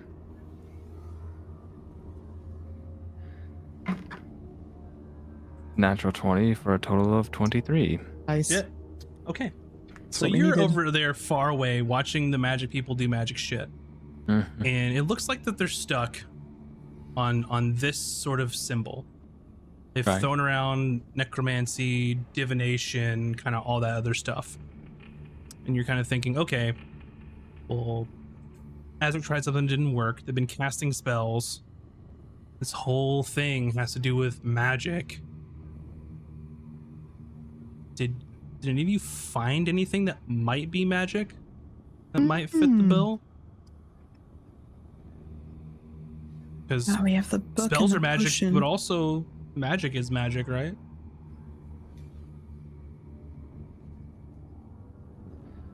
Well, What did we find? We found this robe, but I don't know if it's magical or not. Are you saying that? I'm gonna throw it over there just in case. Are you saying that I might have seen something in this room? No, just something that, you know, you're curious whether if magical things might do the trick here too, not just casting spells. You know, Azra's thing didn't work, but you all found a spell book, but none of you here can use that. You found a potion with some purpley stuff in it, and then you found a robe and then some goblets so far in this place. Hey, illustrious magic users. Is a spell required? Could it not be any old item? I don't think it has to be a spell, but it has to have the type of magic. How many magic items do we have on our person? I have my cloak. I have a staff of the python. I don't know much about magic, but I don't think my cloak can divine anything. What if you just throw it on the symbol?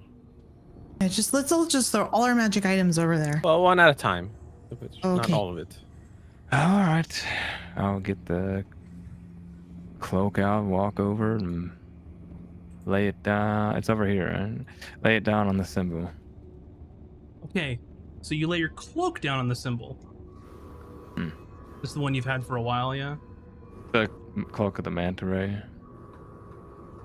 Yeah, so you lay the cloak of the manta ray on to the symbol. I need you to make a wisdom saving throw for me.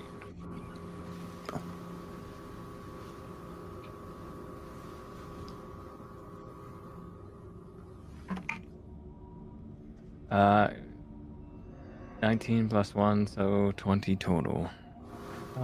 You will take 7 radiant damage halved. So 3. It wasn't the right magic.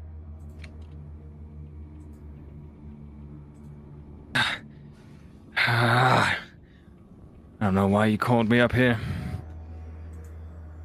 Figure this out on your own. I'm just gonna head back. That was transmutation, I believe. I'll try the robe. I don't know. I have no idea if this is actually magical or not, but I'll try it. I'll lay the robe down. Robe is not magical at all. You just well, lay it on the stone and nothing happens. Can I do an Arcana check on my staff of the python? I mean, you have taken the time to either attune or understand that particular magic item, so you could look at it and understand what sort of magic it would be. And with your staff of the python,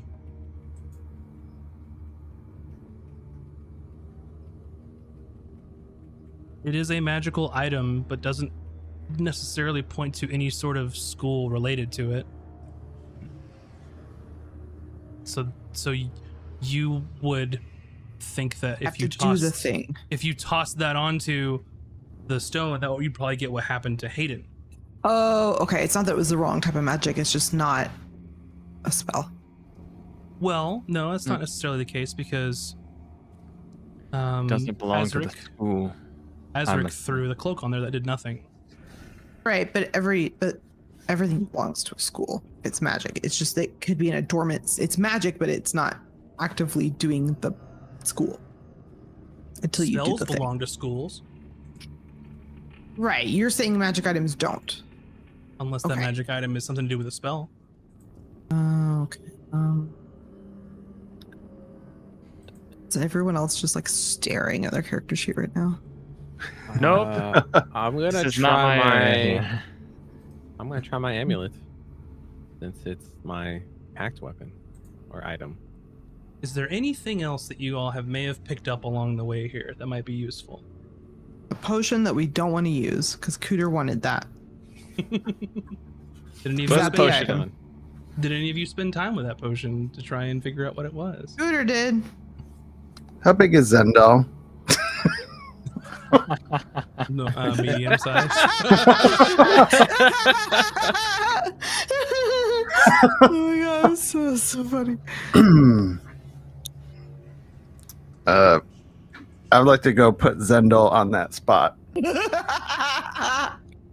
So you kind of walk over and just kind of bear hug as he's sort of like looking closely at all these runes and things, and you pick him up and he's no, what are you doing? Get from me.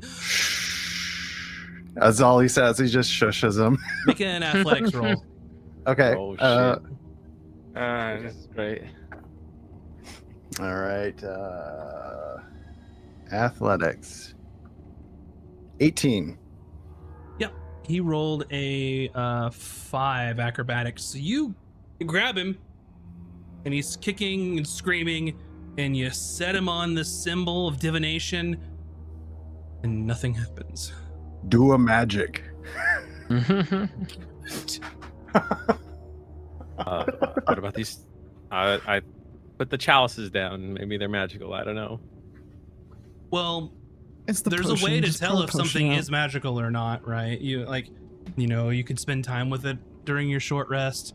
I think that in the books it says you can kind of know if something has some magic to it, like as an adventurer, Okay. like when you pick it up. So you know the chalices aren't magic. You know the robes aren't magic. You know that the cloak didn't work. It's the potion. We're trying so hard. The Nothic didn't work. You know that your amulet's not gonna work. Well, we'll put the potion down. Okay. Wait, one last thing before we use up the potion. Sure.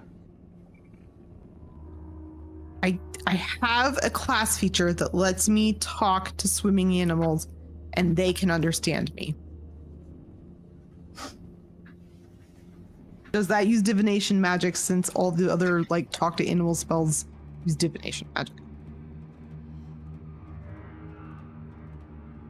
I mean, then we have to solve what I'm talking to, right? But I understand there's another hurdle there, but I'm just curious if that would count. You're talking As about divination. your racial trait, friend of the sea? Yes. Yes, friend No. of the sea. Okay. Let's roll the try. Okay, pour that potion out. Fuck it. All right, put the potion down. Okay, No, so not are you Cooter's potion. are you setting it Wait. down? Are you pouring it out? Are you I'm setting it down. okay? You set it down, and nothing happens. I do a tiny little drop. I'm like, Yeah, okay. You do a tiny little drop, and you see one tiny little globule of color kind of go up and then dissipate. oh, sorry, Cuta, and I just like pour that bad boy all over it. Okay. And in the interest of disclosure here, at any time during your short rest, you could have said, I want to look at these items, and then know immediately what they are, because they're Yeah. magic items. That was a potion of mind reading, of which has the spell Detect Thoughts, which is a divination spell. Oh, that would have been kind of helpful with this dude, though. You really want to read his mind? I will Oh, probably say, not. Emmy has a spell that you don't have prepared currently, and then I believe Cooter has a spell that could have helped with this, but Yeah, I you didn't still had have a way to anything. solve it, but Yeah. that's okay. So you Sorry, pour one Cooter. out for your homie Cooter, and you see this sort of the liquid just sort of like seep out of this thing, and it just sort of when it covers the symbol, sort of seeps into it, and then the swirling colors sort of erupt, and then you can see that each of these symbols are now a light.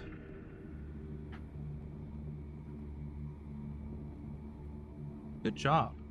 If y'all will bear with me one moment, I'm gonna do some stuff.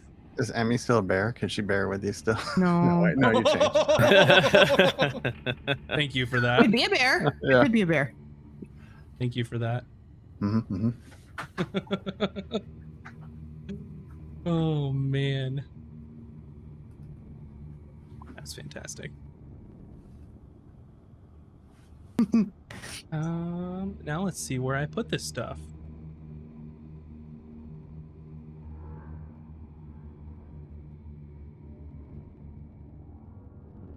Ooh.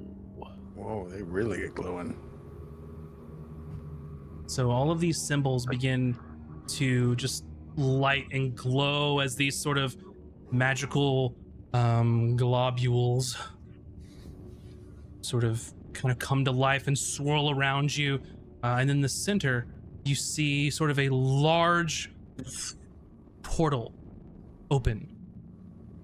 And you sort of can see in for a moment. It's some sort of it leads somewhere.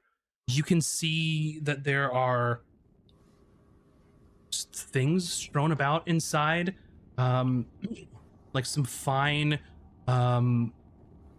like jewelry on a table to the side. You see a sort of a small box full of something that you can't quite tell what it is from this distance. You see like a spherical object, sort of small and sort of translucent. You can see in the middle, almost on like a pedestal, is a spherical golden object in the middle with, and you can't tell from here exactly what this thing is. You see a chest inside underneath a table. It looks just like, is it an office? Is it like, what is this place? And as you're sort of peering in, let me look at everybody's passive perceptions. It's 15. Emmy, you see that Zendal and Nerion is about to make a break for it and just leave y'all here. Okay. Can I grab onto him? You can grab onto him. You can notify. At this point, he's like doing like the shuffle and like looking to see where everybody is. Like he's like, okay, I'm about to go and fuck these people. Okay, so my thoughts are Emmy wants to try to like jump over and grab onto him, and if she were a bear, she would just take him down to the ground. But because she's Emmy, I'm wondering if she'll go along for the ride on accident. Say that one more time. Like if I were a bear, I would be like, Emmy's still in bear mode. She's like, I'm just gonna like tackle him to the ground, but she's not a bear. She's Emmy, and she doesn't weigh very much. So yeah, go for it. So if I end up going along for the ride, is my point. It might happen. I'm just trying to grab onto him and not necessarily. So what you're saying is you would like to just basically try and make some kind of roll to like put him to the ground, and you're totally okay if you want to go to the ground as well. No. What are you trying to say? I'm saying my goal is to grab him and hold on to him. Okay. And that's it. Okay, then I was very confused of all the extra stuff you added. Sorry. So if that's the case, basically, run I over want to to him. grab onto him. I'm not going to be able to stop him. Is what I'm saying. You don't want to stop onto him. I mean, I would like to, but Emmy doesn't have any strength. Okay, so I'm not sure if you're trying to devil's deal here or if you're just trying to like, because you haven't done anything yet. So you want to grapple him. The thing is, the D&D rules for grapple are like so very specifically a thing, and that's not what I'm saying. Like essentially, if I grab onto him and hold on really tight, yeah, but like he could pull me through the portal with him, is what I'm saying. I don't know if he has movement for that. Okay. But you could also move backwards with him too if you're grappling. No, I'm saying I can't win a grapple, but I could just hold on to him for dear life. Gotcha. That's what I'm trying to say. I can't win a grapple. Well, that's what you're gonna have to do if you want to stop him, or let somebody else know. I don't know if you're trying to stop him or like, what's your goal? Like, what's your goal? If he goes through the portal, I want to make sure one of us goes with him. Okay. It doesn't have to be me necessarily. That was my goal, is that even if he runs through that, one of us is going in there to get that freaking treasure. Okay. So what's Emmy gonna do? So she was trying to grab onto him. So, okay. So like jump on his back. You can give me an athletics roll.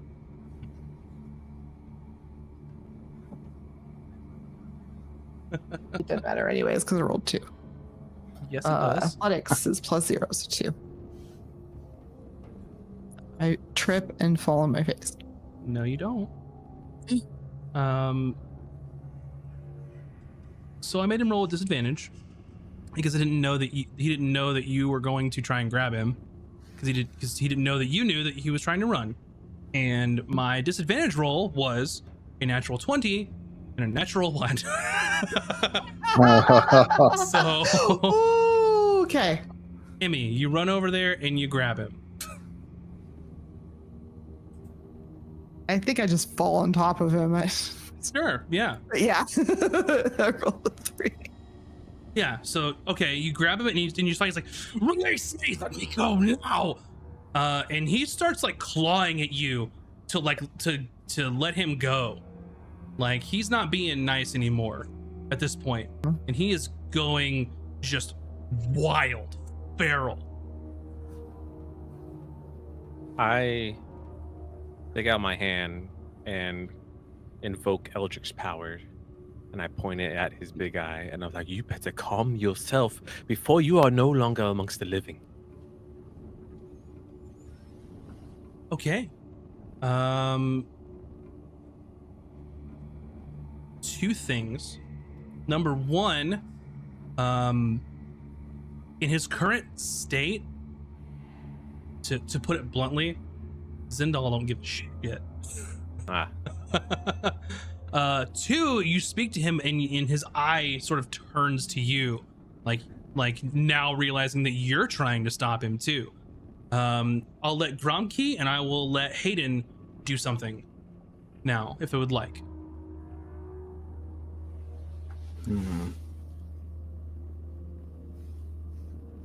I'll just try to.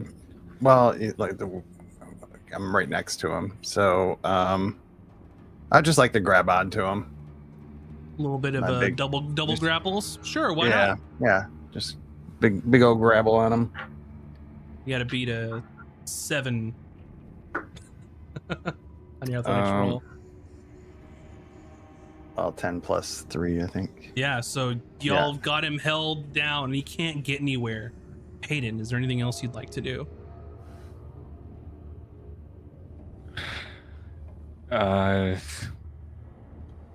See, I guess seeing them essentially like tackle down what's his name, I'll just kind of rush up. Name? I know his name. I'm just. You mean Zendal and Arion? Like, you can't remember that? Just kidding.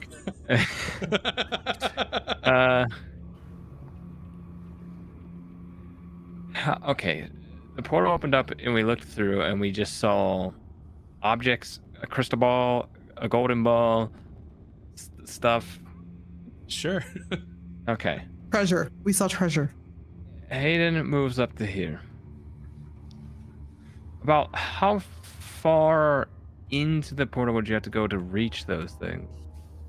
You would go into the portal and like think of it like a doorway. When you step to the other side, then that would be it. And then the sort of, you know, this area towards the middle is like the entryway at the door, the threshold. That's the word I'm looking for. I guess my question is, assuming I enter the door, how far away then on the inside of this next space would the objects be? Could I tell that from where I'm at? Hard to tell. You're dealing with. I know this is all happening fast. Yeah, you're sort of dealing with, like portals. Is it extra planar? Is it extra dimensional? You see these things. The only way you could really tell is to just go in there. But it looks like it's a large area from what you can see. It's not like a tiny room you just hop in and grab stuff and then leave. It's like someone used this space for something. So we'll say Hayden being back there, he jogs up, full movement, and looks to Azric and said, "This is where we're going." I believe so. I think it's just best we all jump in. We'll all jump in to a place we have no idea where it's at. Seems better than this place, to be fair. Okay. Okay, well, as you all are discussing the sort of plan as you've jogged up and they're wrestling with the Nothic and figuring out, are we going or not going? You see a figure appear in the portal. And this sort of creature looks similar to the things that were tormenting Zindal. Oh, no. And this one is like almost like flesh colored. You can see its sort of pointy, like knife sharp teeth. Its tendrils full of eyes, this large central eye, and then you see that there are tiny miniature eyes all the way around the central eye. It is horrific, it is disgusting, and it barrels through this portal. Oh. And comes through. It is same size as you all as it comes through this portal, and it comes out and it's just utters this just high pitched, just glass shattering scream as it comes through. So everybody still roll my initiative. turn, right? No. You jogged up, you all discussed, and then now this happened. So now y'all are in it. We fuck around and found out is what happened. Well, we would have all gone through and been met by it on that side, probably. Alrighty. For God's sake. Let's get some combat music.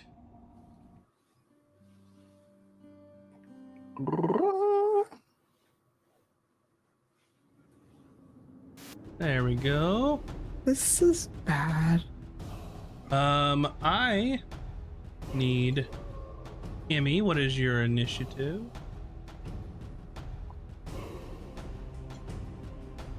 8.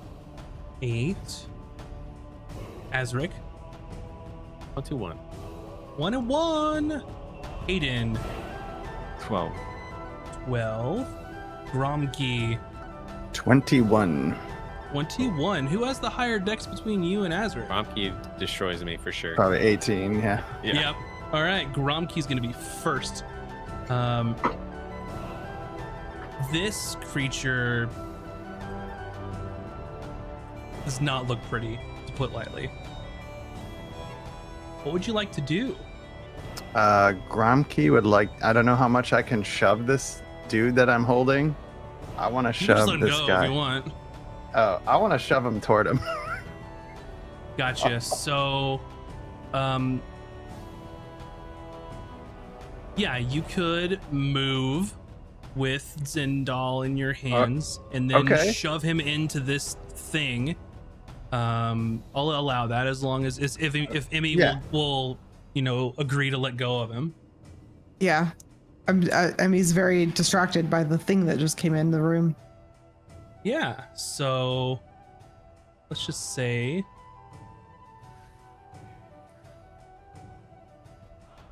why are my things not working?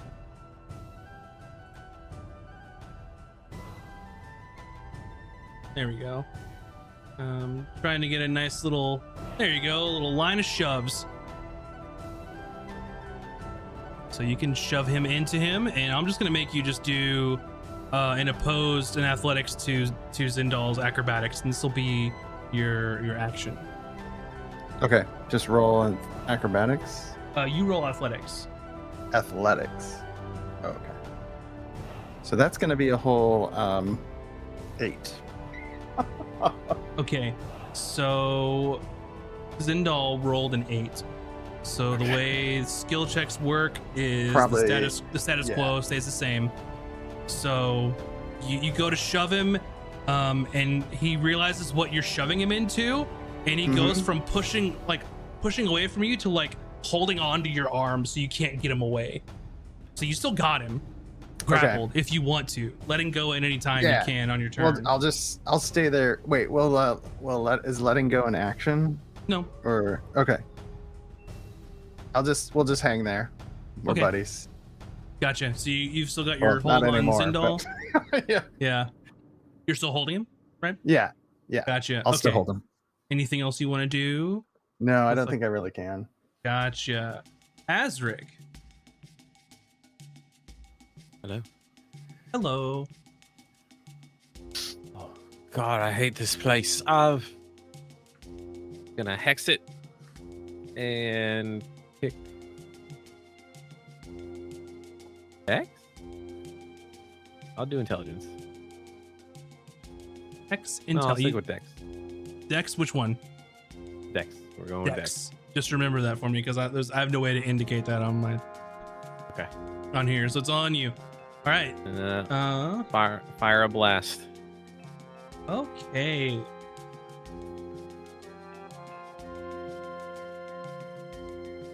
Unless you're telling me something's happening. Something is happening. Oh boy. Mhm.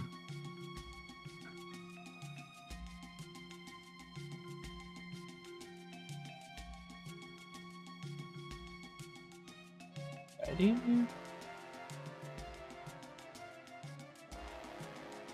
And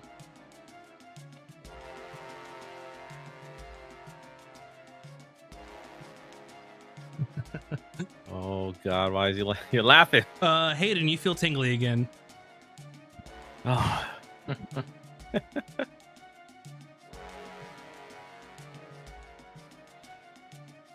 So you're casting what spell? Hex. So you cast Hex. Something happened. And what were you doing next? I was gonna Eldritch Blast it afterwards. Okay.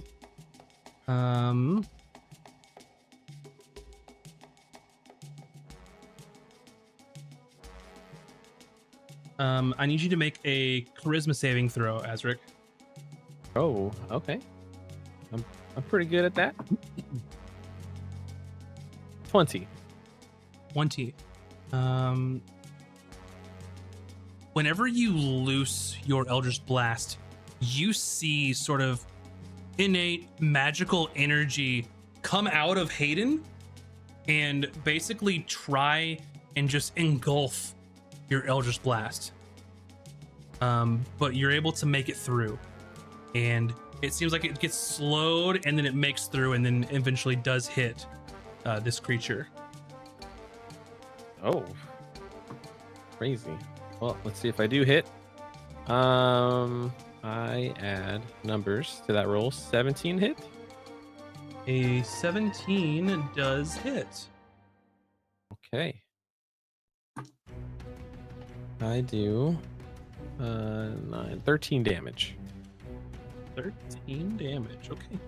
Hayden, you realize that now you understand if anyone is within 20 feet of you, they have to pass this saving throw, or there's a chance that the spell fails. And if it's a higher level spell, they will lose the spell slot. Damn. You are basically your own, like, you're like breaking magic around you, essentially. Okay. He knows that whatever's going on is just trying to disrupt spells. Okay. Yes. That Well, is then, my turn. I have an idea.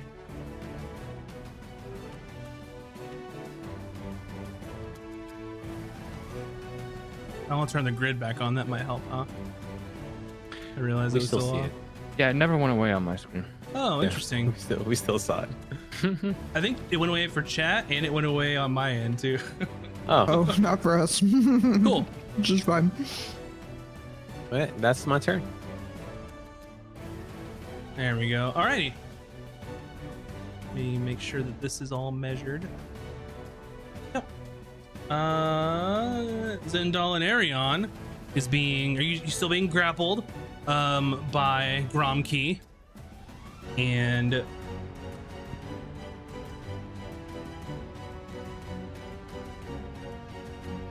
he's going to try and use his action to get out of your grapple. So make another athletics. Oh, that's gonna be a 5. He had a 16 acrobatics this time. All right. So he is broken free from your grapple. And looks terrified of this creature. So he's going to try and slink over here. But he can't do anything because he used his action already. Up next, this little creature.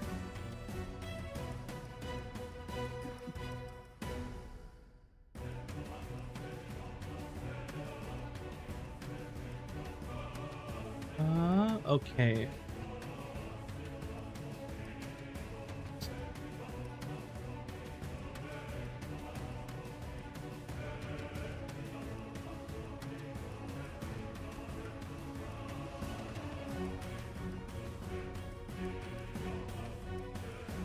A lot of dice.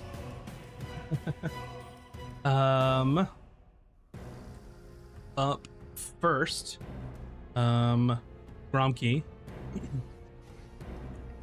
Mm-hmm. Is that my? Did you say my turn? No, or is he's it- gonna do no, something he's to gonna you. Do something. Okay. Okay. Make a Constitution saving throw. All right. What is that? Okay.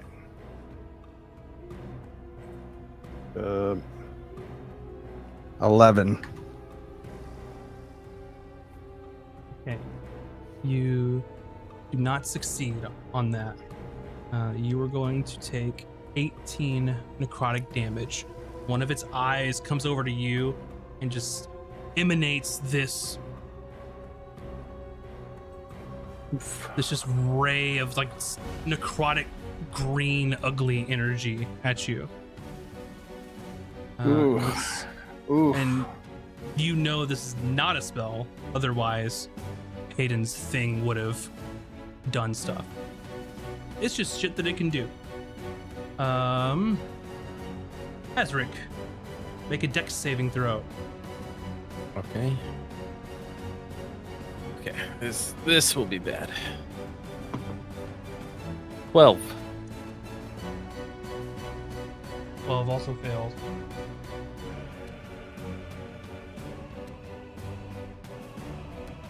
You take 16 fire damage. God dang. And then the other closest is gonna be Hayden. Hayden, make a strength saving throw. My best stat. Mm-hmm. Wait. I can use my talisman to give me a D4. Okay, what's it put it up to? 14. You take half that. Oh my god. Oof. So you take 8 instead, I believe.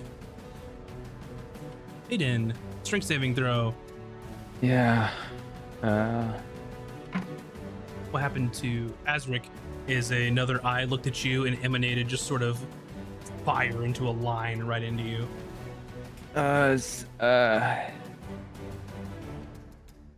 6. 6. This sort of like bright, like white energy comes out of this other eye at you, Hayden, and you sort of brace, but there's no damage necessarily associated with it. You just get pushed 15 feet backwards, just poof, and just poof, slides you backwards, and your speed is halved until the next turn that this creature goes. Okay. That's turn. Hayden. Right. So, half my speed will allow me to get to Eon. No, sorry, one less. There.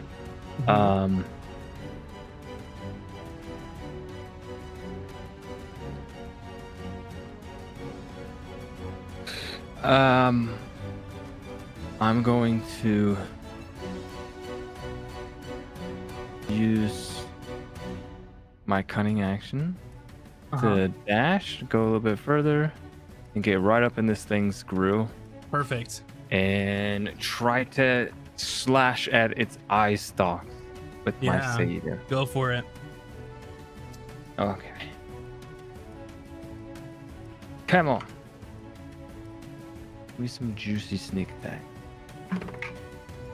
Ooh. That's 18 plus 6 to hit. Okay, and I'm going to ask you this. I should have asked you this at the beginning of your turn. You sort of sense something strange about the central eye of this creature. You can feel something's not right.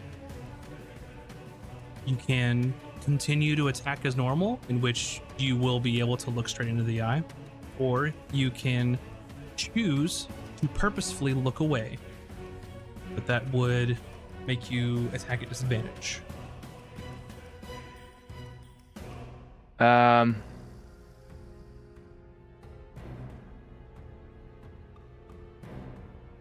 Is there...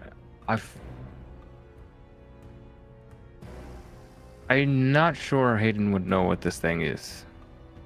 You know the info I gave you. Something's weird about this, but either way, just you can go whichever direction you think it would go. So yeah, everything's been weird here. We fought okay. We fought two things that were similar and got bad vibes from those two, but I don't know. I don't think he would instinctually understand what the middle eye could do. Okay, make a wisdom saving throw. Okay.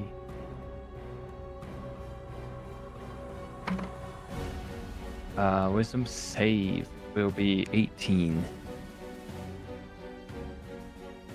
So you feel your body about to sort of lock in place, but you immediately push through it, so there's no effect on you.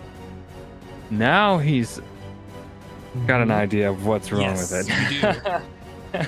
Yeah, the reason why I tell you up front is it says that a creature can specifically avert their eyes if you want to. So, not to make you do the bad immediately. So, go ahead, go with your attack. Well, it was I rolled. It was 18 plus 7. Yeah, so go ahead with your stuff. Okay, the D8. Okay, sneak attack. Sneak attacking for being a buckler of swashing.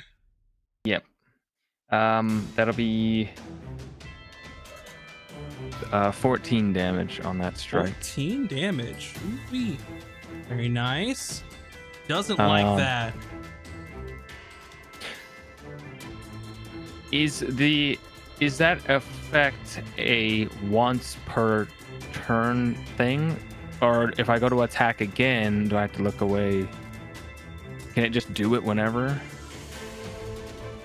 It started whenever after its turn started, and now it'll be every single person, but it's at the start of their turn. So I can attack it. You're good now. Yeah, you're good now. Well, I can't. I already used my bonus action anyway. You did. You did. So after the strike, feeling like that eye was gonna do something bad, he's going to have his hood kind of turn his face away from the thing with the hood up. Yep. And this only matters on your turn too, so you can decide what to do next time around. Okay. Emmy, do you look or do you avert your eyes? I don't think Emmy knows not to look yet. Sure. I'm giving you all the option because you have it. So here, I'll do this. I'll say after Hayden strikes the thing, realizes something's wrong with this, and turns around and says, "There's something off about its eye. Looking at it nearly slowed me down. Can I throw out a warning?" Absolutely. Okay. Now, sweet. You can. Yeah. Great. Teamwork. Emmy's gonna Actually, perfect. Okay, Emmy's gonna like as you say that, be like, oh, and close, like cover her eyes, and I'm gonna cast a spell that I don't have to see the creature to cast. Amazing. Actually, Azric, the thing that you put on them will make combatant dex saving throws. Correct. No, Perfect. ability Or checks. ability checks. Oh, Not saving throws.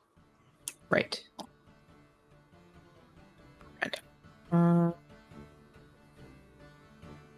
Hex would be pretty good if you could do that.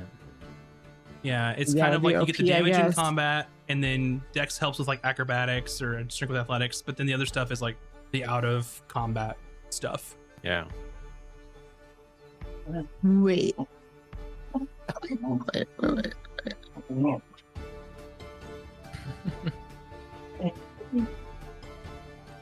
What do you do? I don't have to see to do this one. I'm gonna cast Moonbeam right where it's standing. Moonbeam. So on its turn, it will take damage. Yeah. So basically, it's just like you're looking at the ground, and that's where you want it. So Yeah, I'm just kind of like, a So, 5-foot radius moonbeam. Let me make you a moonbeam real quick. Leam. and then I'll bonus action turn into an animal. I'm trying to decide which one.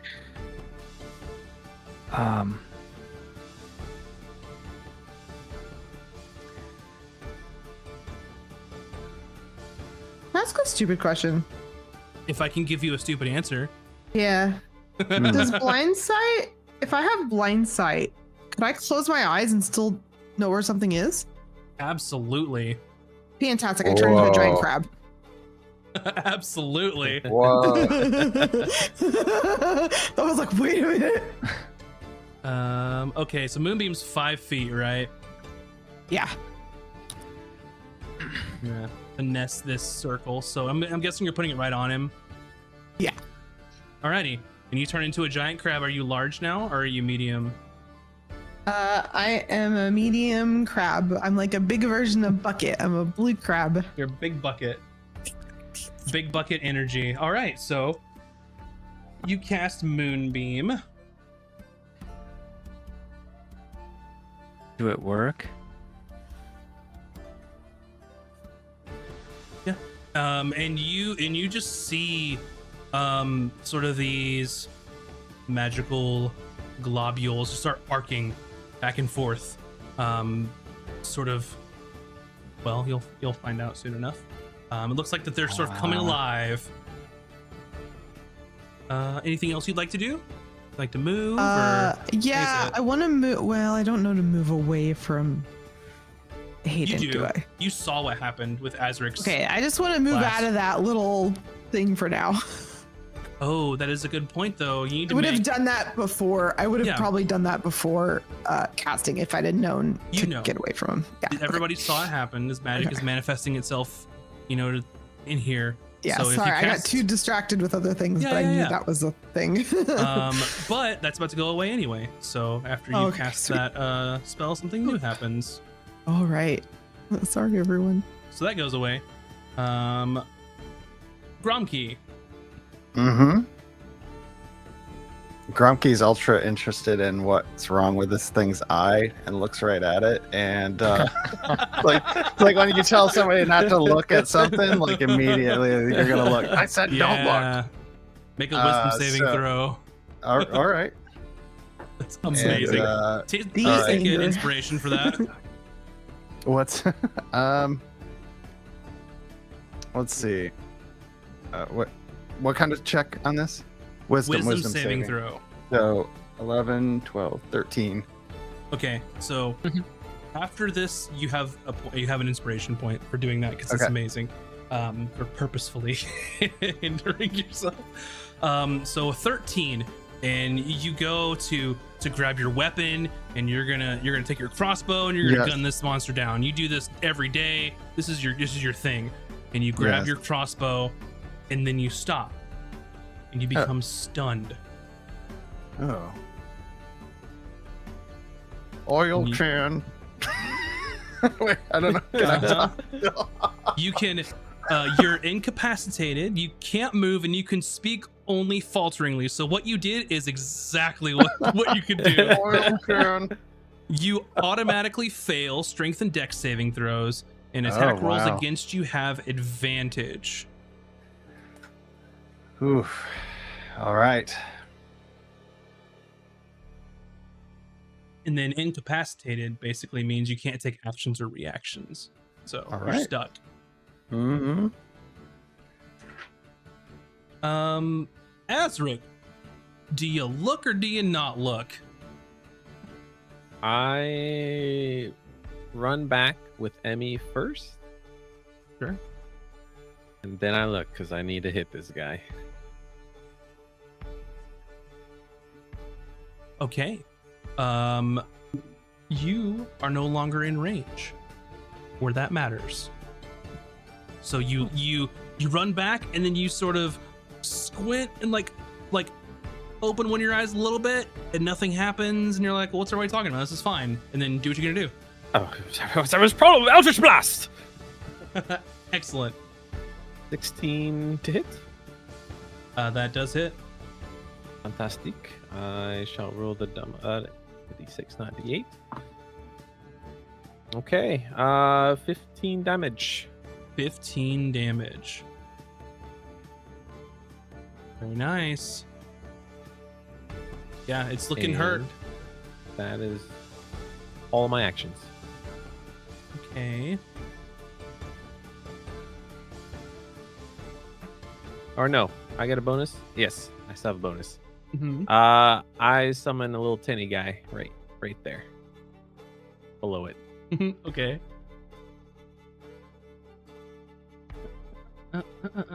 Where are...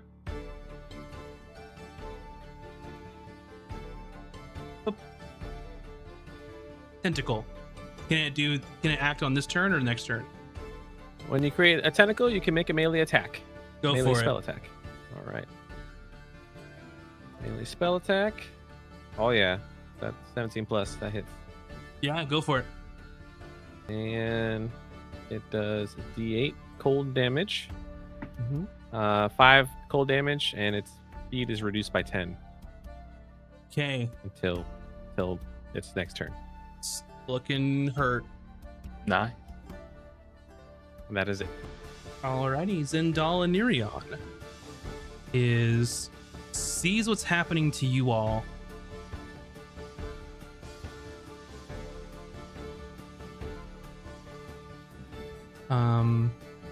Okay. Sees what's happening to you all, and decides that this is his moment. Try and take you all out so he can get to the treasure. What?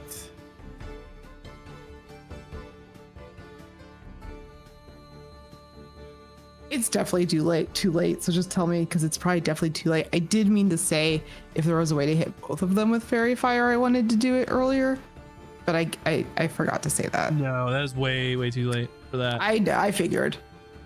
So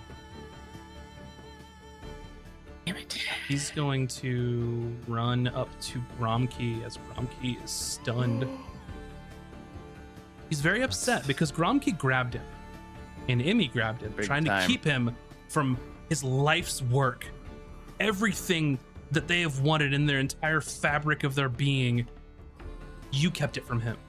All he had to do was step through, and you stopped him. I believe a 22 will hit. Mm-hmm. He takes 7 slashing damage. And 17.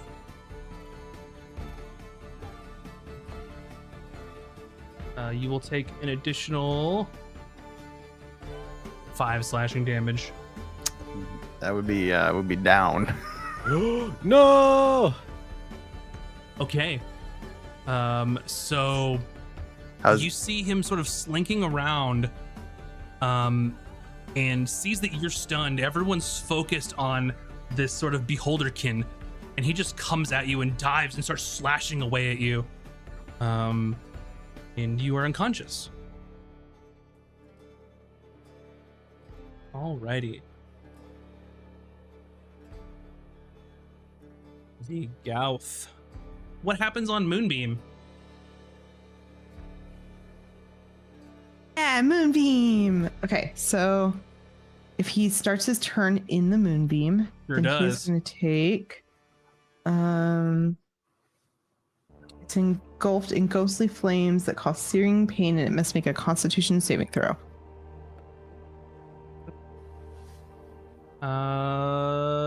12.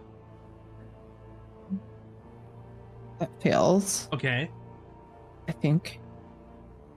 Yes, and then it's going to take 2d10. Uh-huh. I'm trying to figure out whether d10 is. Bishop.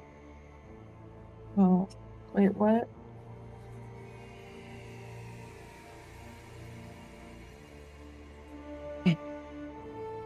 It's gonna take 9 radiant damage. 9.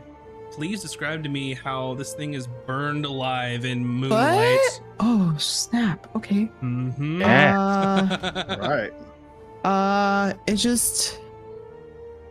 Well, he was kind of in the moonlight for a few seconds. So it's one of those things where it just like slowly starts sizzling his skin, and then he like goes to do his thing. He's like, and like smells his own fleshiness burning, and then starts screaming and Yeah. burns the rest of the way. So this sort of twinkling moonlight is striking down, and you see another set of 3 eye stalks come up. And the thoughts kind of run through your heads of like, is this it? Like knowing how hard this thing can hit. And just as it's getting ready to start, this beam just sort of kind of resonates. And as you said, the skin starts to sizzle, and it just looks at itself, and you can see some of the like tendrils like coming apart, and then it just screams until it's just nothingness. Almost like, have you seen the movie Watchmen? when he becomes what's his name in the little reactor, he just Oh yeah. engulfed in the blue light. But now this is moonlight. Amazing. So their turn is now done. Hayden, that son of a bitch just dropped Gromkey. He did. And Hayden, through this whole thing, has been growing increasingly tired of the whole situation. But Gromkey's been kind of, I would say, like a ray of light. He's been a fun person to be around. But what Hayden's gonna do, and you have to tell me, I'm not sure how this, if this is an action or if this is like a free item interaction thing. Tell me what you'd like to do.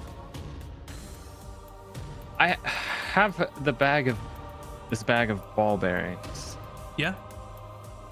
and if I were to toss the bearings at its feet, it covers a 10-foot area. It's an 10-foot. action. That's an action. And so yeah, if you look at the ball bearings, it says as an action you can spill those tiny metal balls on the ground. Oh yeah, it does. I just clicked the thing. 10 feet on an area that is 10 feet on a side. I don't know what that means. It's a 10-foot square, 10 by 10. Oh. Well, in that case, I want to cover. I want him to be in it, and also up to the opening in the portal, which amazing. I think Yeah.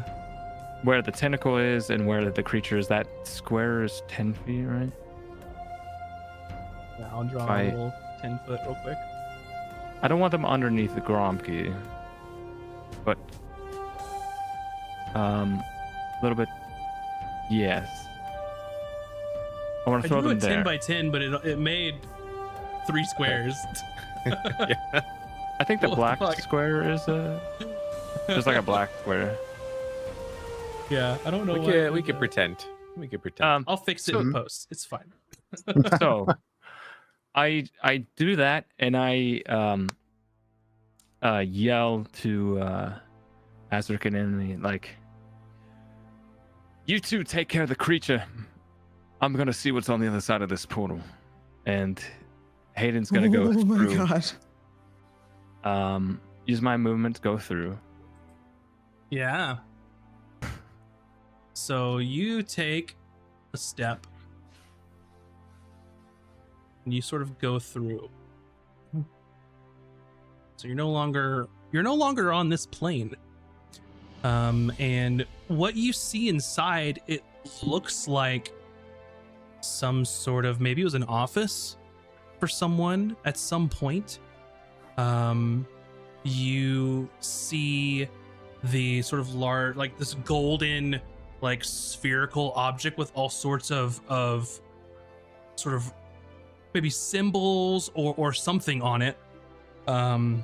You see another like translucent spherical object on a table, sort of in like its own little like container. You can see a potion on a shelf. You see a small box on the table, and you can see it's partially opened, and it looks like it's ammunition. And you can see some jewelry inside, like a locket. There is like a mask with intricate stitching on it, and then there's like another silver necklace, and then a chest. And there's no other entrance. The portal, and then you're in this large room. Vaulted ceilings. You can hear like birds chirping outside like it's a nice like summer day. Okay. You'll have to tell me what I can get away with in a round here, or on a turn. I step in. I see all these things. Mm-hmm. In a 6-second window, is there a roll I can make to see if at least the two spherical objects look like they may be like they're protected by something like a trap, or is that gonna take a much more focused? That would be an action, yeah. Okay. Well. Okay, you said there was a potion. You said there was jewelry. There's a lot of stuff in here. There's a chest as well.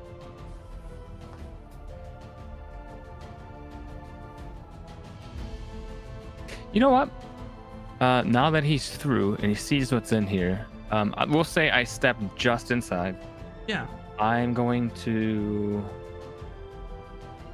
I'm mistaken. The one I said was translucent is just a black sphere, and it's small. So you kind of get up to it and you see there's multiple in this box, like a handful of them. Wrong color. You know what?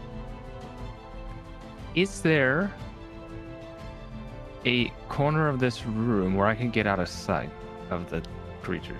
Absolutely. You just step on, like, if a portal is like a 2D plane, just step over here and they can't see you. I'm going to step just off to the side and I'm going to use my cunning action to hide. Go for it. Make a stealth roll. Okay. It's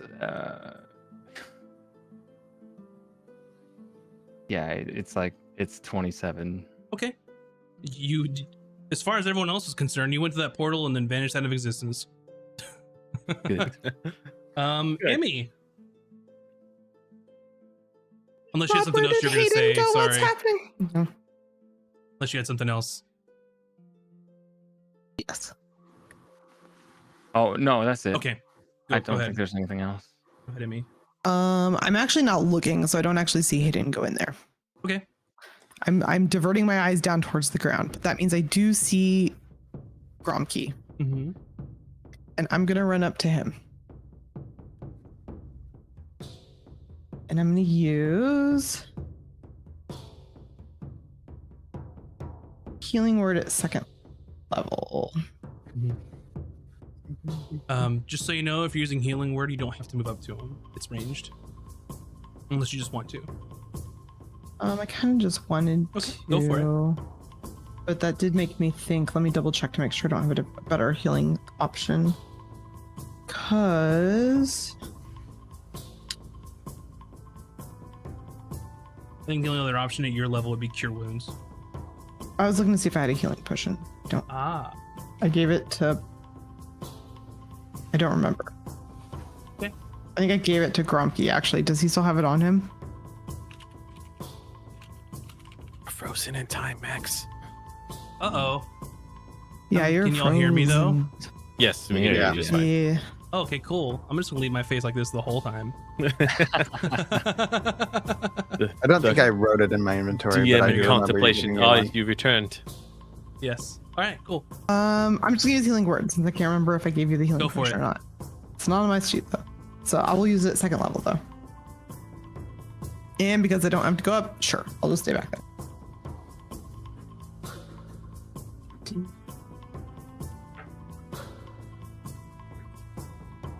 Four, okay.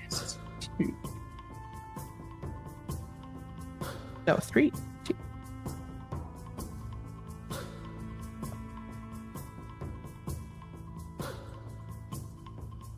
All right, how much does Gromke heal for?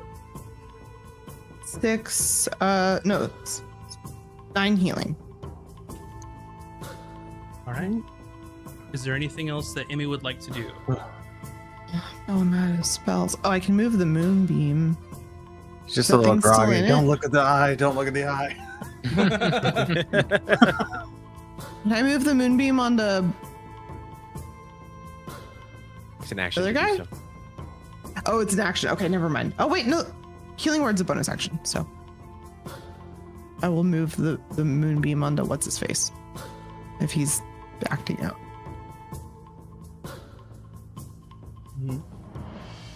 Okay. You move your moonbeam on top of your what used to be friend, and that'll come in later. And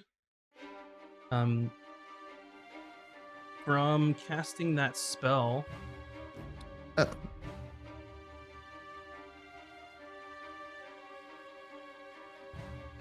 you'll see what happens. Gromke, I would like for you, even though you didn't have to make a death saving throw, I'm still going to put you on the spot here. Cool. It's fun. Yeah. Before you Yeah. stand up and come back to life, could Yes. you describe a memory from Gromke's past as his life was beginning to flash before his eyes before he stands back up? Yeah. So he remembers his father in the forest telling him tales of the pirate's life, and so this is what Gromke has chased his whole time. And he's just trying to think of his father and how he's out pirating finally, like his father before him. Amazing. So you're alive. Emmy has healed you. Woo! What would you Okay, like this is to where I do? say, don't look at the eye.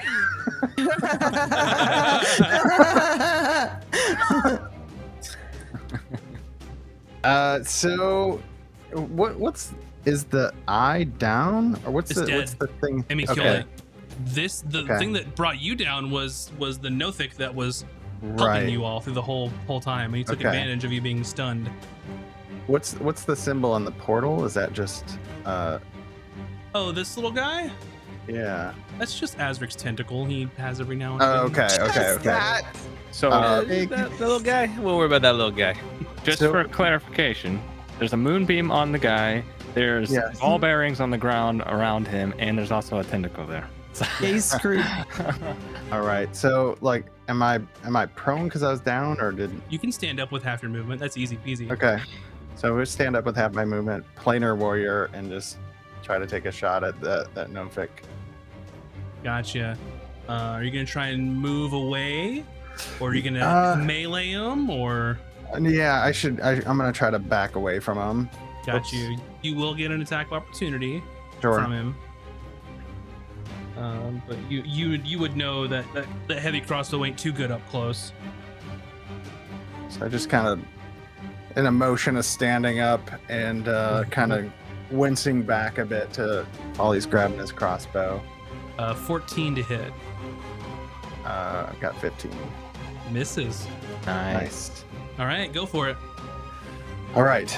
So, Plant one in his eye. all right, let's go. We're doing 15. 15 hits. Okay. And then a 1d10 is going to be a 5. And then 0 plus 5. Yeah, so 10 total. Or did you do your planar warrior as well? So add your D8. So now add a d8. Yeah. Mm-hmm. And then another 4.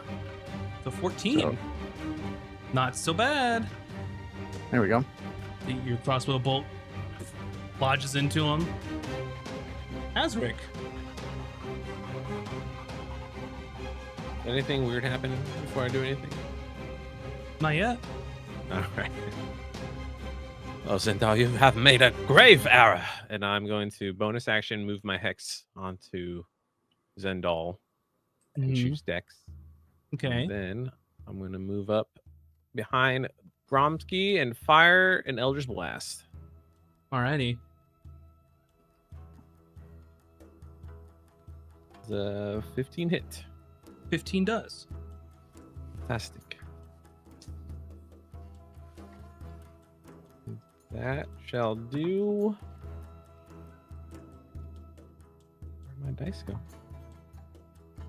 15 damage. 15 dammies. Woo, you're taking chunks out of this boy. All right. And then my 10, he's gonna make a smack. Go for it. No, that's that's a 10. That misses. And that is all. Zendal's time to shine. Go ahead and roll that damage for Moonbeam for Emmy. Can she do it twice? And they get a 19 on their saving throw. Oh, they made it, so they'll take half damage.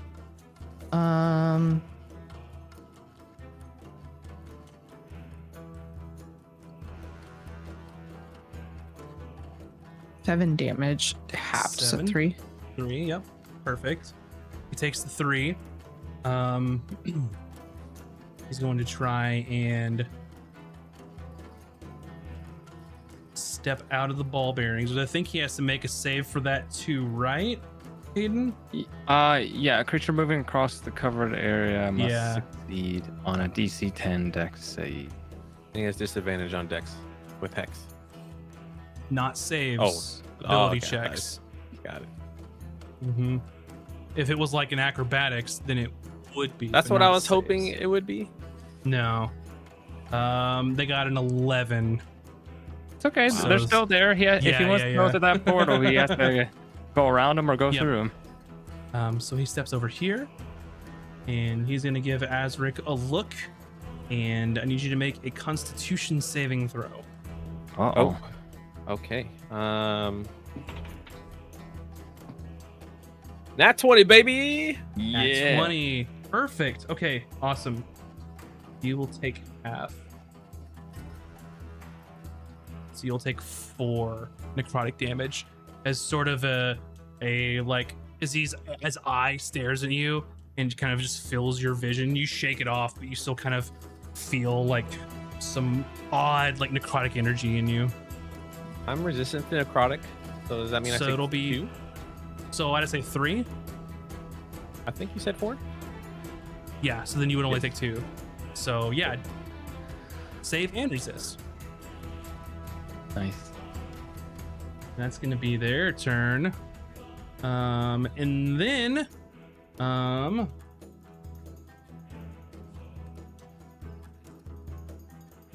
got you.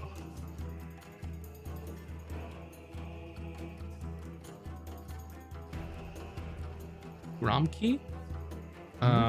You sort of look around and you're kind of shaking off the rust a bit from going down, and then you feel like some crazy force just grabs you and just yanks you in a direction. And in the split second, you see Zendal and Gromkey switch places. Whoa. Oh, nice. What? They switch places. Hayden, it's your turn.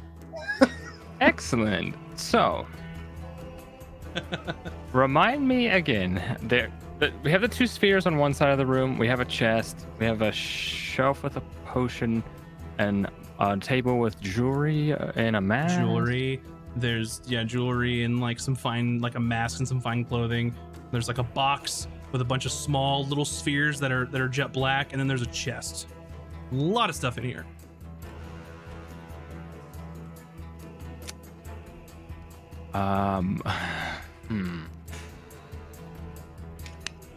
Let's see. You want like a layout of how things are like presented in the room? Well, I'm trying to think of Hayden in this moment. If he is wanting to swipe something, what would catch his eye that he could do and pocket without anybody else really knowing? Oh, interesting. Well, I guess that's up to what Hayden likes. Yeah. At this point, he's going to assume like there's a high possibility that anything in this room could be magical. Safe assumption for sure. Given what we've been through so far. So everything has a value then.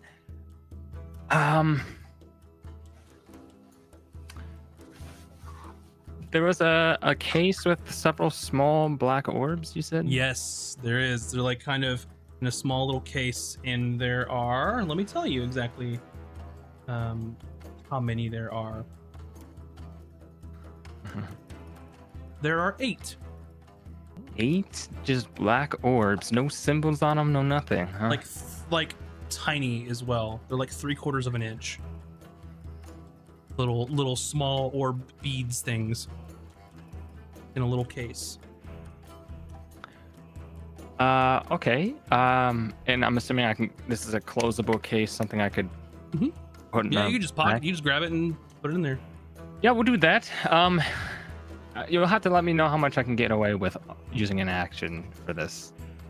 Depends on what you're trying to do. Just trying to pick some smaller size things that I can quickly pocket. So I know you said there was jewelry. I pocketed those sphere things. Yep, you immediately know it's magical when you grab it. Awesome. Yeah, I guess I'll take a few. I don't know what is it? Necklaces, rings. Sure, yeah, you can grab. There's like a silver necklace with like a red gemstone pendant in it. Silver necklace with a red gemstone. Okay. I'm trying to remember this. So I'll say that you can grab the beads and you can grab the silver necklace, and that'd be it for a turn. Okay, that's fine. 8 black beads. Silver necklace. Okay, then I don't know what I can do as a bonus action here. But I don't know. Right. Emmy. Yeah, I'll just stay put, I guess. Unless you wanted to leave or something, but no, we're fine. Yeah. It is Emmy's turn. Emmy's gonna step forward and turn to Azric and be like, oh, what should I do with him? Like, she doesn't know if she should keep hurting him or try to like grapple him. Are you a giant crab? Yes. Okay, I'm just gonna use my pincers. I'm gonna. You walk up and. Yeah, I look at Azric and I go, and my little eyes go, but he clearly doesn't understand what I'm asking. And so I'm going to claw him. Go for it. Actually, I can grapple him with my claw. I'll just grapple him. And then I can wait for Azric to make the call. Whatever it may be. So I'm going to try to grapple him with a claw. He tried to kill Gromkey. Just that's flat out. That's what he did. There's no ambiguity about that at all. Just so everyone's clear. Think of what we've had to go through with this guy so far. He's not. Do whatever you're gonna do, though. Just wanted to make that very much known. Some mental health challenges that are not entirely of his own making. Okay. Damn, that's a shame. So that's not true. People that they are of his own making, aren't they? Things that turn into Nothics do so at the detriment of themselves, because we learned about this last time, that they devote their entire life to unearthing arcane secrets, and that's everything that consumes them, and they become. They want arcane secrets and power. Just so we're clear on that. Okay, I'll claw him. I'm just saying, it's not someone who has issues that needs help. Let's 14 to hit. Misses. Okay. 15 is what you need. Yeah, okay. Yeah, I'm done. I was just trying to read the clause to make sure I wasn't missing something. Grumpy. Planar warrior, and he's gonna loose another bolt Go for it. at his now arch nemesis, the Novik. He's had enough of this pest. All right, so let's see here. Oh wait.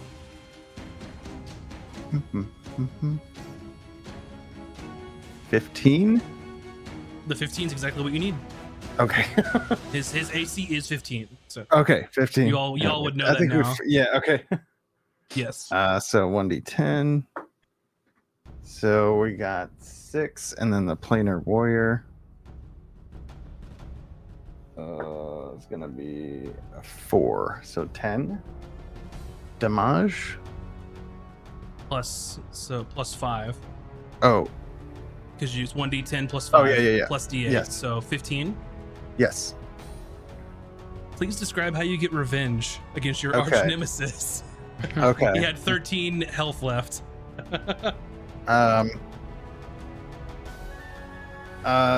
This ends here, and he as he launches this arrow right into his face, and as the arrow hits him, it makes a very loud thud noise.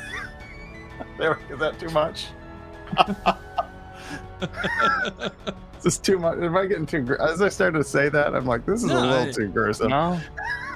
I mean, the biggest target on that is this gigantic ass green single eye. So Yeah. So we've been more detailed. okay. Yeah. All We've right. melted people. And so his eye I juice just burnt splatters all other over. dude's flesh off. Okay. So I started saying, I'm like, wow, this is very dark. Just eye juice splatters all over, and There you go. he falls Yep. down. yeah. So it just Eye juice. strikes this Nothic, and just getting revenge on this little pest that's been a tenuous ally at best in this sort of edifice of magical secrets, and immediately just drops to the floor, thus ending our combat. And at this point, we are now out of initiative. Good job, everybody. that was scary. Is the portal still open? The portal is very much still Gross. open. Rocky, you got eye juice all over me. I hear it's good for the skin. Oh, absolutely disgusting. And I cast prestidigitation to clean my clothes, but maybe my skin is not so clean. Sure. So you see that this portal is still opened. All of you don't know where Hayden went. Emmie Hayden? still has her eyes closed, so she's just a crab, and she's got her eyes stalks closed, and she's just like, and she yells Hayden, but it's in crab, so I don't understand. I'm gonna walk through the portal while dragging a giant crab with me. All right. Also, like eyes glued into the portal, heading in. Got you. So when you enter into this portal, you all see similarly what Hayden had saw. Complete change of scenery in this area. It sounds like a nice forest outside. You can hear the birds chirping. You can see behind you, you see the remnants of the Beholderkin in the Nothik that you destroyed in the dank, nasty, inner depths of this magical place. But here, it's like a nice office, vaulted ceilings, pillars, a nice fine marble floor. You see that there's like a nice working space. There's a large potion on a shelf there. There is what looks to be like some fine clothing, like a nice mask that's very well embroidered, maybe with actual silver thread. You can see that in the middle of this place, on just like a large pulpit, is just this probably hand-sized golden sphere with markings and other sort of symbols on it. Yeah, and as you step in, you see Hayden, and he's just getting his thieves' tools out and looks over at you and says, "Oh, welcome in. I assume our business is done then." Well, you just in here just looting while we had to kill... What's his face? Not looting. Dindom. Taking stock of what I see before me. And... God. All Right. over my hair. There's quite a bit Disgusting. of...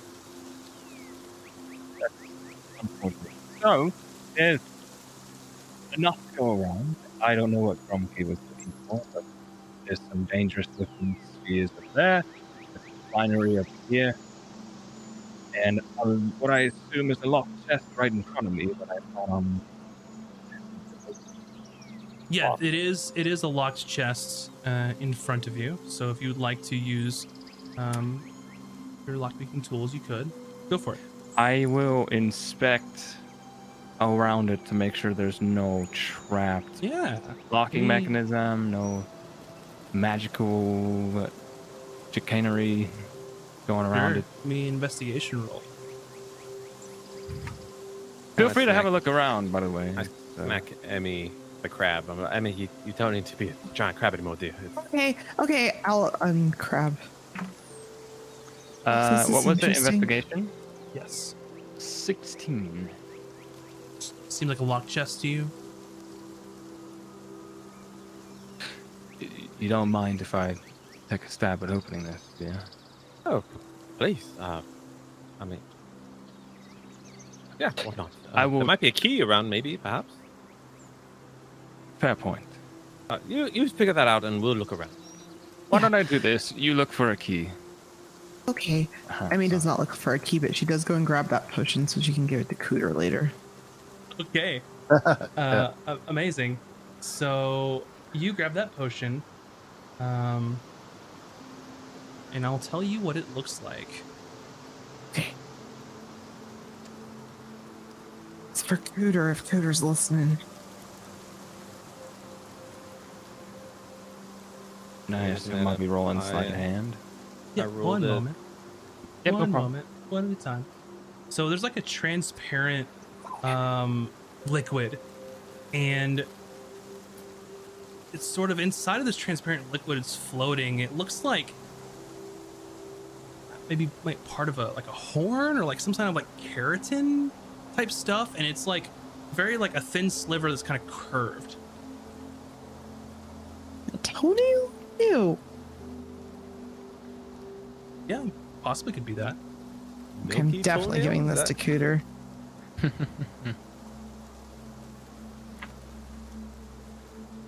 All right, and then what was Azric doing? I'm gonna make an investigation. For if there's like a key or just anything that's hidden. Okay, make that roll, and then I'll have Hayden do his lockpicking while you're doing that. So Hayden, roll and tell me first to see if they need a key. We might. That's gonna be a 15. Lock comes open immediately. So Azric, you're looking. No roll required at this point, and you say, you find a key.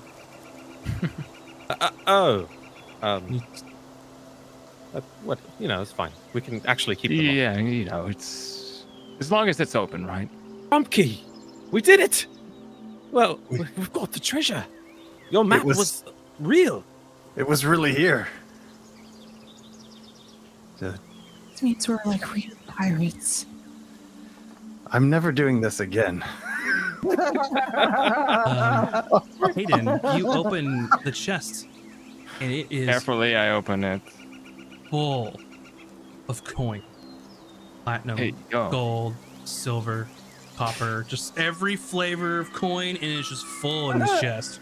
Well, I stand up and just kind of do this, like, get over here.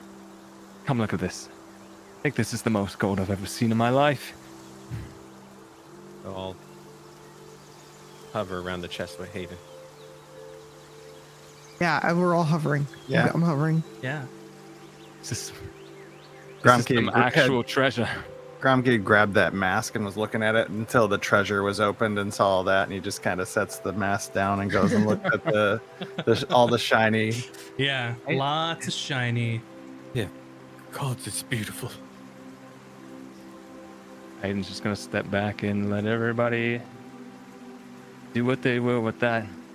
Mm-hmm. Are there any windows here? No. There's like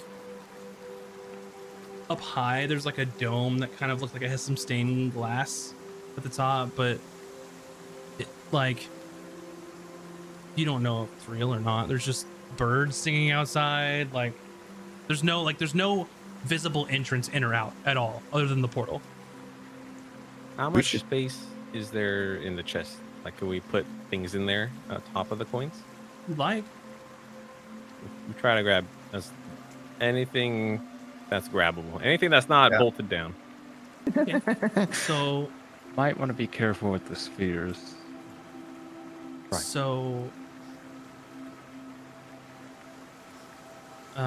you have all the gold. There's a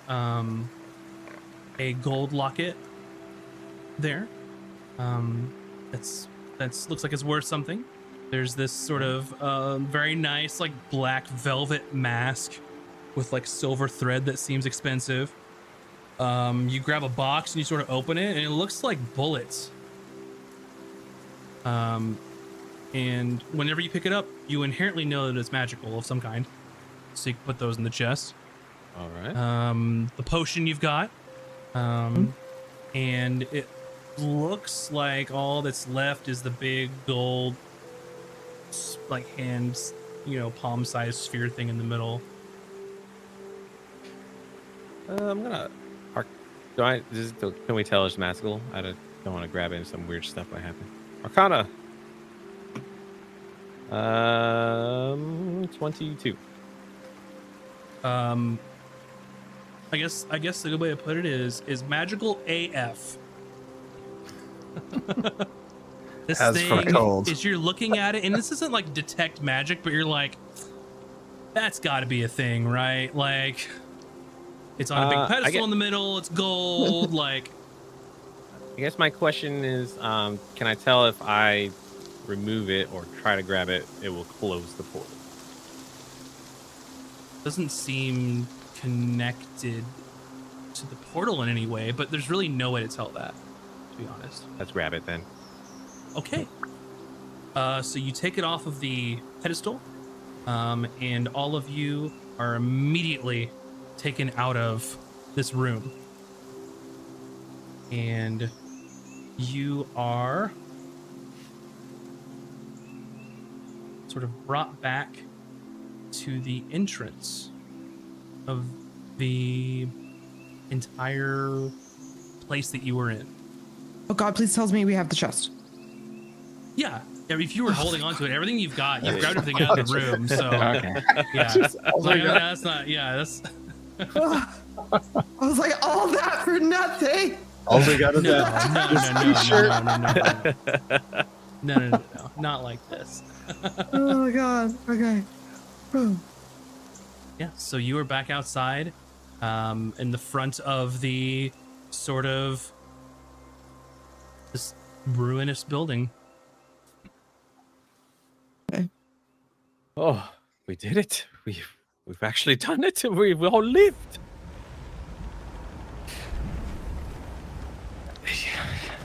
Yeah, you know, I was beginning to wonder if we'd all make it out or not. I mean, that was certainly nothing I've ever seen in my entire life before. That was insanity. Was awesome. I feel like we're finally real pirates now. Certainly a treasure like you'd find in the stories. Yeah, it's just like the stories. I thought maybe we'd find like a little treasure, like a small treasure, but we found real treasure. I mean, I was trying not to get my hopes up, but clearly pirating is awesome. At least this aspect, yes, Emmy. Yeah. I always thought Grumpy, did you have fun? I always thought my father was telling stories, but it turns out there was treasure here.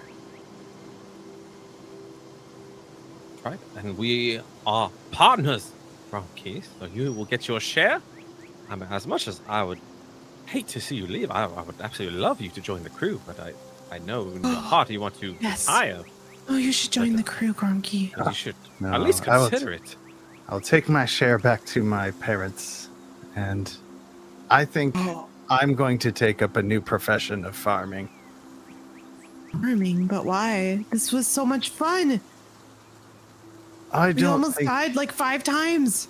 it's true, but that's true.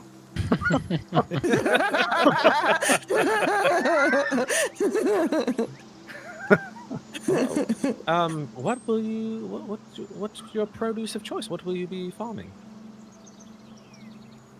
I think, how do you feel about bananas? I mean, delicious, full of vitamins, potassium. I don't think I've ever had a bananas. Yeah, banana. Yeah. Banana. I've never had a banana. They're delicious. I can't get enough of them. Oh, okay. Here's They. a question. What time of day is it? Now that we're outside. Morning. Are we outside? Or Mhm. It's morning. And as you're sort of discussing, as you start your trek back, all of you hear knowledge arcane woven and spun, deception's dance never fully undone. You all hear it simultaneously. I've had enough of the voices. On me that too. cue, let's get back to the What day if we just and head back Sing to the a ship. really long song, a loud song while we walk back to the ship. Or Right, do you everybody? have instruments? Like loud I'm just flute? gonna sing loudly. No, let's not bring attention, especially after all Okay. this treasure we Let's have. just. True, yes. Oh, true. Okay, let's just hurry. No. Let's just hurry. Learn from Hayden. Go stealth. Exactly. Romkey understand. All right. So you all can make your trek back through the jungle here, and you've made the way in. You've got the map. You know where the X was. You can find it and then make your way back. No issue. So I'm assuming the goal is to get back to the ship and head back to the cove. Yes, and sell all the loot and make sure Gromsky gets his cut. The crew gets. Oh the yeah, cut, there's a and, fence there too. So. Yes, Hayden. About the golden sphere. Mayhap we don't tell our esteemed guest about that particular object. Ah, yeah. Anything magical? That belongs to the officers, us.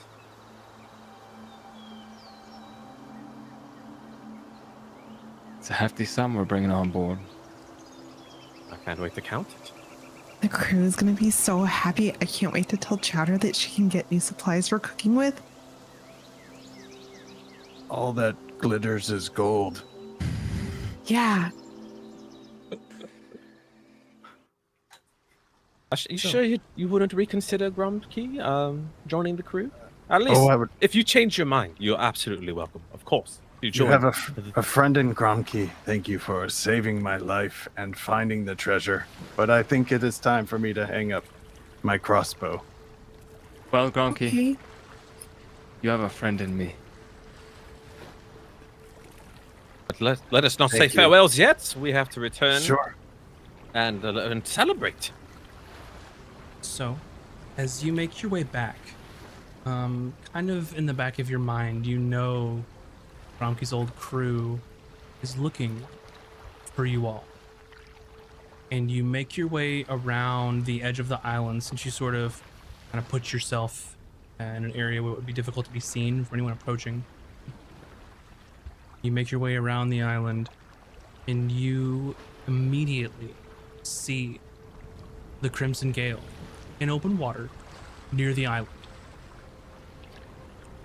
And you're in a position where you're not sure, like, they have you if they want you. They have you dead to rights. And as everyone's getting to battle stations, figuring out what to do, clamoring, waiting for this broadside that just never comes. And as you sail past, you see that the crew of the Crimson Gale are fighting amongst each other, are tearing each other apart. You hear wailing, you hear people just sort of screaming with their hands to the sides of their heads, like they have, intense pain, and they are in complete disarray.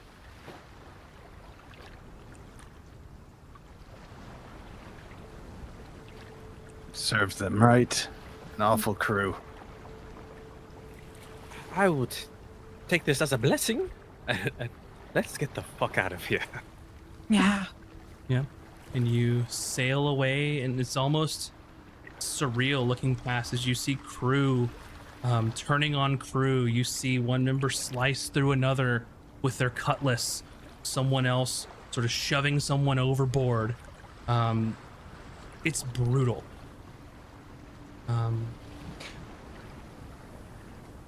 Quick thought. Mm-hmm. What if we waited for them all to kill each other? And is their ship bigger than ours? It is bigger than theirs. Than Than yours.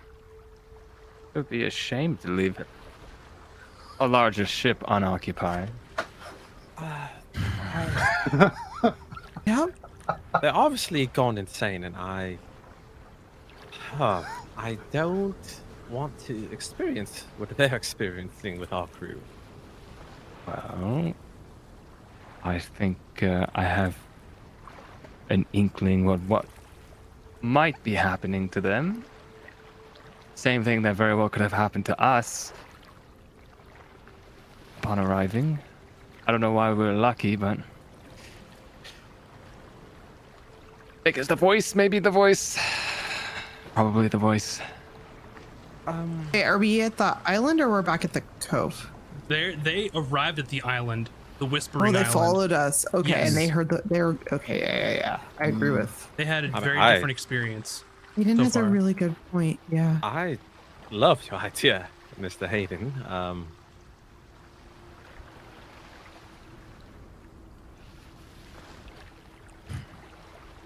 It's your call, Captain. It was just an idea. I'm perfectly fine with the loot we have, but it is tempting. We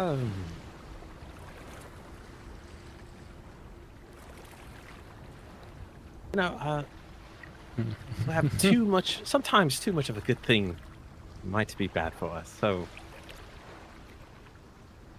we can always return if the ship's gonna stay here. It's not going anywhere. Just as you're discussing this, you see during the infighting someone slice through another, and in that arc, they see your ship. They dive off of their ship and begin furiously swimming in your direction. They're trying to escape their ship? No, like they see some other victims. Jesus. They are literally insane and bloodthirsty and are ripping everything apart that is anywhere near them. Maybe we just go. Yeah, if we took the ship, we'd have to clean up a lot of blood and be a lot more work than I think we want. So, are they anchored by any chance? Or are they drifting? From here you see they're drifting. They weren't quite here. It's like this may have happened further out, and they're just something happened, and then everyone stopped what they were supposed to be doing and started trying to kill each other. I'm just gonna cast darkness 30 feet away from us towards their direction, and we sail away. Okay. Yeah, so you sail outward and will eventually make it back to Blackrend Cove with your loot, and can cover the discussions amongst the crew after. But before we end, I'm curious of when you all come back, what happens with Gromkey? Does he stay, celebrate, then what? Describe how he gets out of all this. Well, Gromkey, I leave it to you, but the invitation is always open if you want to join the unfortunate pirates. I think the pirate's life's not for me, but I think a celebration I would not mind to share a drink with you all. Yeah! Let us get shit-faced. Yeah. Drinks on Gromkey. You can drink out of a mug. You don't need to drink off of me. No body shots then.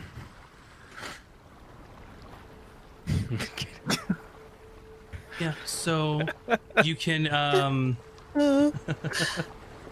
yeah, you have your celebration here. What I'm curious about is after all this, when Gromkey says his goodbyes, what's his newfound life going to be? What's it look like? Yeah, Gromkey's gonna secure his way out of the pirate life and head back to his known forest area, but maybe find an area that might be he says he's going into farming, but he doesn't know what's ahead of him. He's gonna see if he can find his folks and sharing the stories that he believes that the treasure map was the one his dad has always told him about, and tell the stories to his family about the adventures that he had. Very nice. And that is really will end our episode this evening. Thanks everybody so much. I appreciate it. You all are fantastic. Thank you so much, E-Rock, for being here and playing Gromkey on our show, our little adventure. The Gromkey Saga. Wow, that was a whole mini series. The Gromkey Saga. So good. Yeah, and I just want to say thank you to Shadow Temple for the raid. Very much, I very much appreciate you. Also, I saw Magi RPG. Thank you very much for the raid, and as well as Precarious. We're a super serious D&D stream, but we try to acknowledge and chat, and every little bit does help. Thank you so much for supporting us in our little show here. We're also on YouTube if you want to check us out at Caches and Cantrips. There, we were 50 hours away from being able to apply for partnership on YouTube. So close. So if any of you want to check out our other videos or catch up on some episodes, please feel free. Very much appreciate it if you go check us out over there, because we're super close. We're like this close. But Anyway, I hope you all had fun. If any of y'all have plans for the long weekend, please be careful. Please be smart. Take care of yourselves. Take care of other people. And I think that's going to do it.